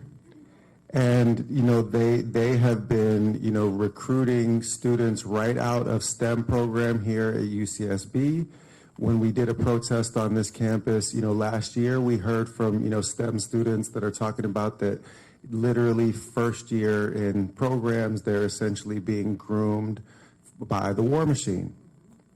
So we have to have this kind of integrated approach. And since we're on a campus, and it happens to be my campus, and we've protested on this campus, I just want to point out like the physical proximity as well as the capitalist proximity between that Raytheon office that sits over there on Hollister and this campus that sits right here. So that was it. Was there another question, I think? Yeah. Oh, okay. Yeah. Left. Okay, so my question is, I have a couple questions, but the main one is, how do we get our own social media platform, really? Super simple question, but probably the most complex answer. So how do we get a social media platform that isn't regulated by Zionist, imperialist, corporatist, capitalist greed, right? Yeah, I think that's a very big question, and I'm sure everyone here will have like kind of different answers to that. And that's part of the point. We should have different answers and approaches for how that will look like. I think that like in my academic experiences, like studying digital humanities, it's thinking about like, well, what does it look like to center the public in what you are building and not profit, right? And what does it look like for the community to continue to be part of these technologies that are being built rather than separate from them or extracted by them, right? And I think like from the people who know how to build technology right now, how can we build technology in a way that teaches other people how it is built? I go back a lot to the example of like MySpace, where people like learned a little bit about how to build the technology when they were on the technology, right? And we've just completely gone further and further away from that original kind of like social media where you can learn how to customize and do all this stuff. And now it's like you can maybe press a couple filters and such to control it, but you don't know how any of those technologies are being built the same way. And so I think that like our job as people who build technology is to build it differently, to try to teach people, because ultimately like the public can't demand what they don't know about how they want technology to be. And so there is an educative component that is very necessary here about having people know more about how technology is built. And I'm not saying that that means that every single one of you in here has to learn how to become a coder, but you should know what you can ask of a coder to be able to do and not do. And I think that that's, touches into a lot of like educational restructuring that we need, because our education infrastructure, especially here in the United States, is really, really bad, and they don't want you to learn things, right? So some of this is also you need to read. We need to read. Everybody needs to read, and we all have to challenge ourselves to learn more. I will say that you don't even need to know how to code. If you want to build something, you can do it now. It's like I'm going to be out of job pretty soon, probably, because all you need to do is know how to do prompt engineering. You just need to tell ChatGPT how to write you a program. Ooh. And there's the Boycat app. Have you heard of that? The person who wrote that app didn't know how to code. That is not true. He said that he didn't know how. Adil? No, he's a software engineer. No, we just had a meeting with him. Oh, all right. I stand corrected. He said that he had to teach himself how, but he used anyway, we can, but maybe I'm wrong. But anyways, I'm still standing by that. You don't need to know how to code. I look at it. Thank you. So I think one of the challenges that we have in this idea of we just need to build something new. So, I run Tech for Palestine. This is what Tech for Palestine does. We start new initiatives to address all of these problems. But the problem is that they're all new, right? Meta is 19 years old, right? It has 2 billion users. It is not possible to go from something that we build today to something that has influence today, because it takes 19 years to get to 2 billion users.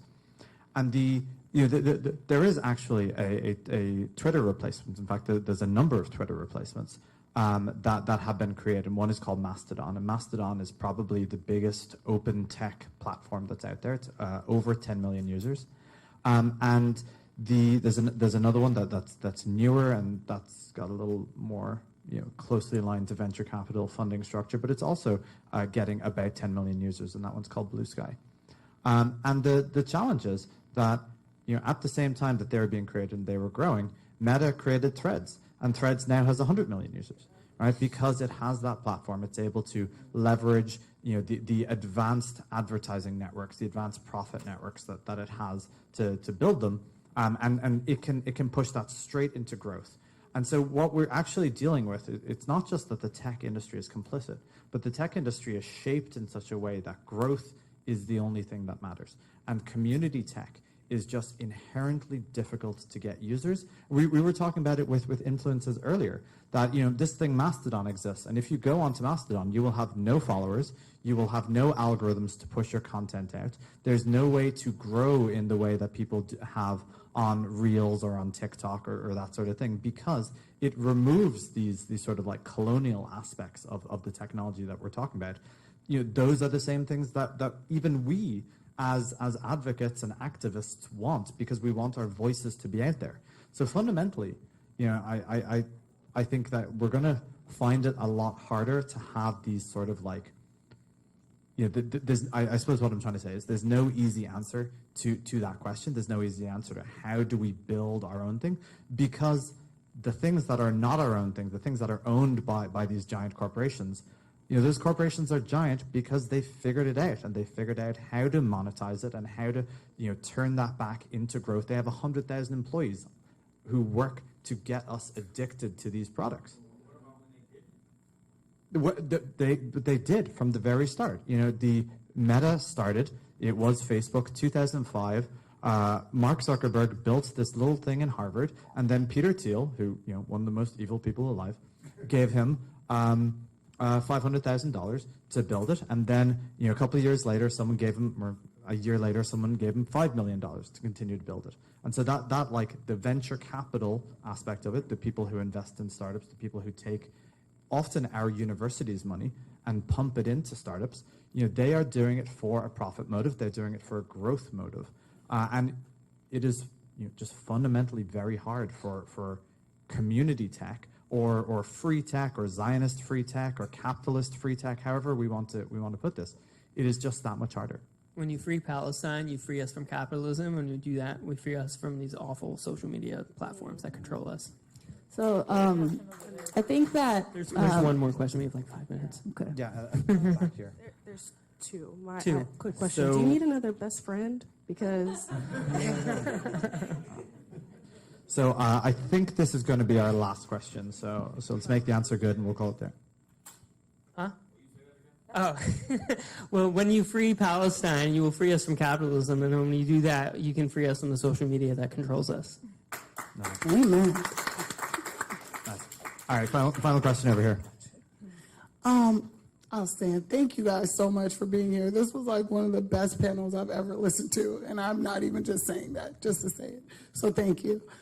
My name is Cecile Bailey. I am a founder of Project Antietam, which I started this summer after visiting Antietam, Maryland, where hosts the battlefield of Antietam, where I'm going to just take y'all back real quick. During the Civil War, right before the Emancipation Proclamation was passed, actually, it was considered the bloodiest day in America because over 23,000 people died in one single day. And that battle was the start of what I would say on a global scale, indiscriminate killings, because it brought about new weapons that had never been used before, that literally ruined the soldiers. Like, you would get a bullet and die because of the way the bullet went through you, because of how poor the technology was then. As you can see, now, like, from Antietam to now, where we are extremely targeted with who we want to exterminate with these technologies. You know, it's indiscriminate and targeted at the same time because, you know, they're just, you know, they find a location and they drop a bomb on 300 people, you know. So my question to you guys is, and I'm not even sure if you can answer this, but how can us people who are in that world of activism, who are aware of the issues that are going on, use our smaller platforms to hold these tech giants accountable? Because what I realize, because I also run my own social media platform, Young, Black, and Aware, shameless plug. Thank you. These companies make money off of us every single day. Why do you get to make money? I make money excuse me. I don't make money every day. No, I use the platforms every day to build and engage audiences, and I do so very strategically because I've been doing this for about 10 years, and I've seen how they suppress, you know, when you try to speak out. So I call it going incognito. I got to do what I got to do, but I got to do it wisely. You know, I refuse to let these technology-based things think that they're smarter than me. I am smarter than an algorithm. I'm smarter than these platforms. I refuse to, you know, give up because that's what they want you to do. They want to put a 2-month, you know, suppression on your thing so that you won't speak out. I'll sit through those 2 months. I'll do my time. And when I come back, I'm going to come back even better. But, you know, I think we have to move forward now. Like, I'm so glad I've learned about all your organizations because now I would love to, you know, collaborate and see how I can help with, you know, elevating the messages about big tech. I just posted about calling Microsoft out for firing their Palestinian employees for having a vigil. I mean, I think it just has to really get to the point where we are just calling every freaking thing out. Mm-hmm. It doesn't stop with tech, but tech has a big part of it. Like, it's so deeply invested in our lives. And one small thing I wanted to say, I was talking with one of my comrades who was telling me about diamond-powered energy. Now, I don't know if y'all know, and I did a deep dive on this and went into a loophole, but diamonds are extremely powerful in how they can convert energy and like actually do stuff to possibly move us like really into the future. But instead, colonialism and capitalism has made us use diamonds to put on a freaking finger and market them and sell them for thousands and thousands of dollars. So that's another thing I wanted to say. Like, I think it's up to us to reframe the things that we are making important. Like, we should be using diamonds to do better things, you know? And yeah, I'll stop right there. To answer your question about like what can you do as creators that are like you know, like we have creators in this room who benefit from these platforms, right? The best thing that we can do is to use our success on these platforms against them.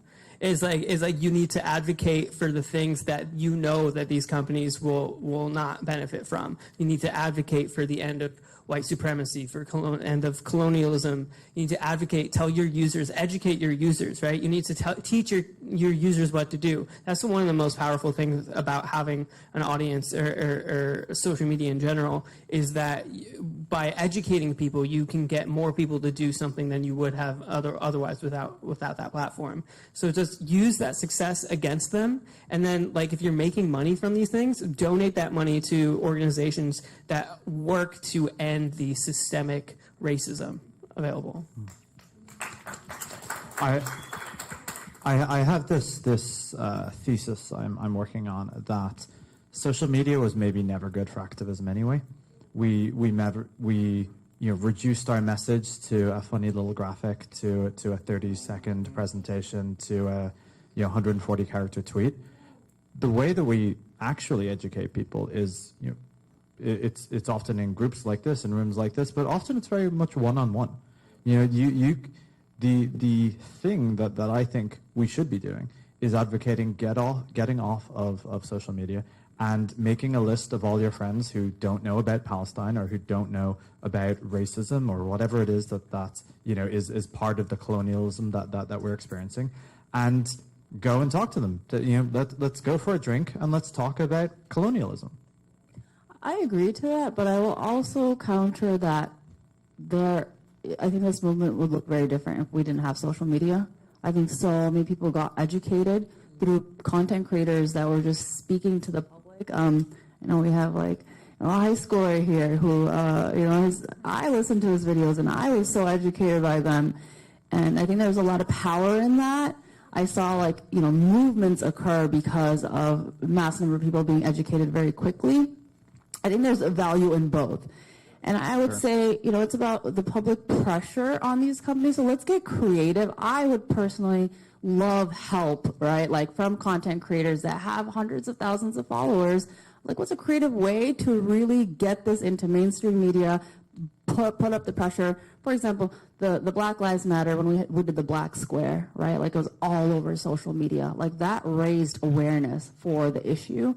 So maybe something like that to raise complicity of maybe Meta Stop Censoring Palestine, maybe the number of people that post something like that to prove how many people are angry and aware of the issue. All right, folks, we are gonna. No, we're right at the end. Sorry about that. So quickly before we end the panel, I want to make sure that you all know who these wonderful folks are, so that you can follow them on socials. This is Saima Akhter from Meta Stop Censoring Palestine, Tariq Rauf, Apples Against Apartheid, Zelda Montes, No Tech for Apartheid, and Cecile Kim, Bridges to Humanity. And I'm Paul Biggar, Tech for Palestine. Thank you.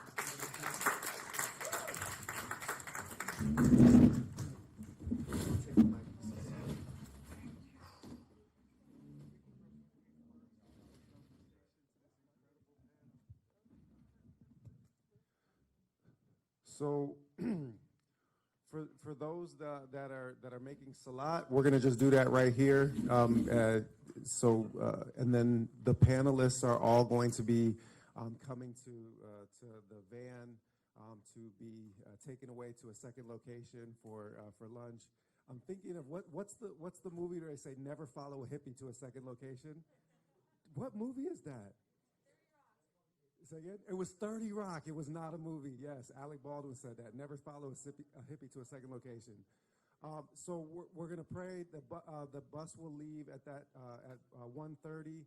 For all of you who are not on a flyer, I'm sorry I could not get enough money from the university to pay for y'all's lunch. So I'm begging y'all's pardon.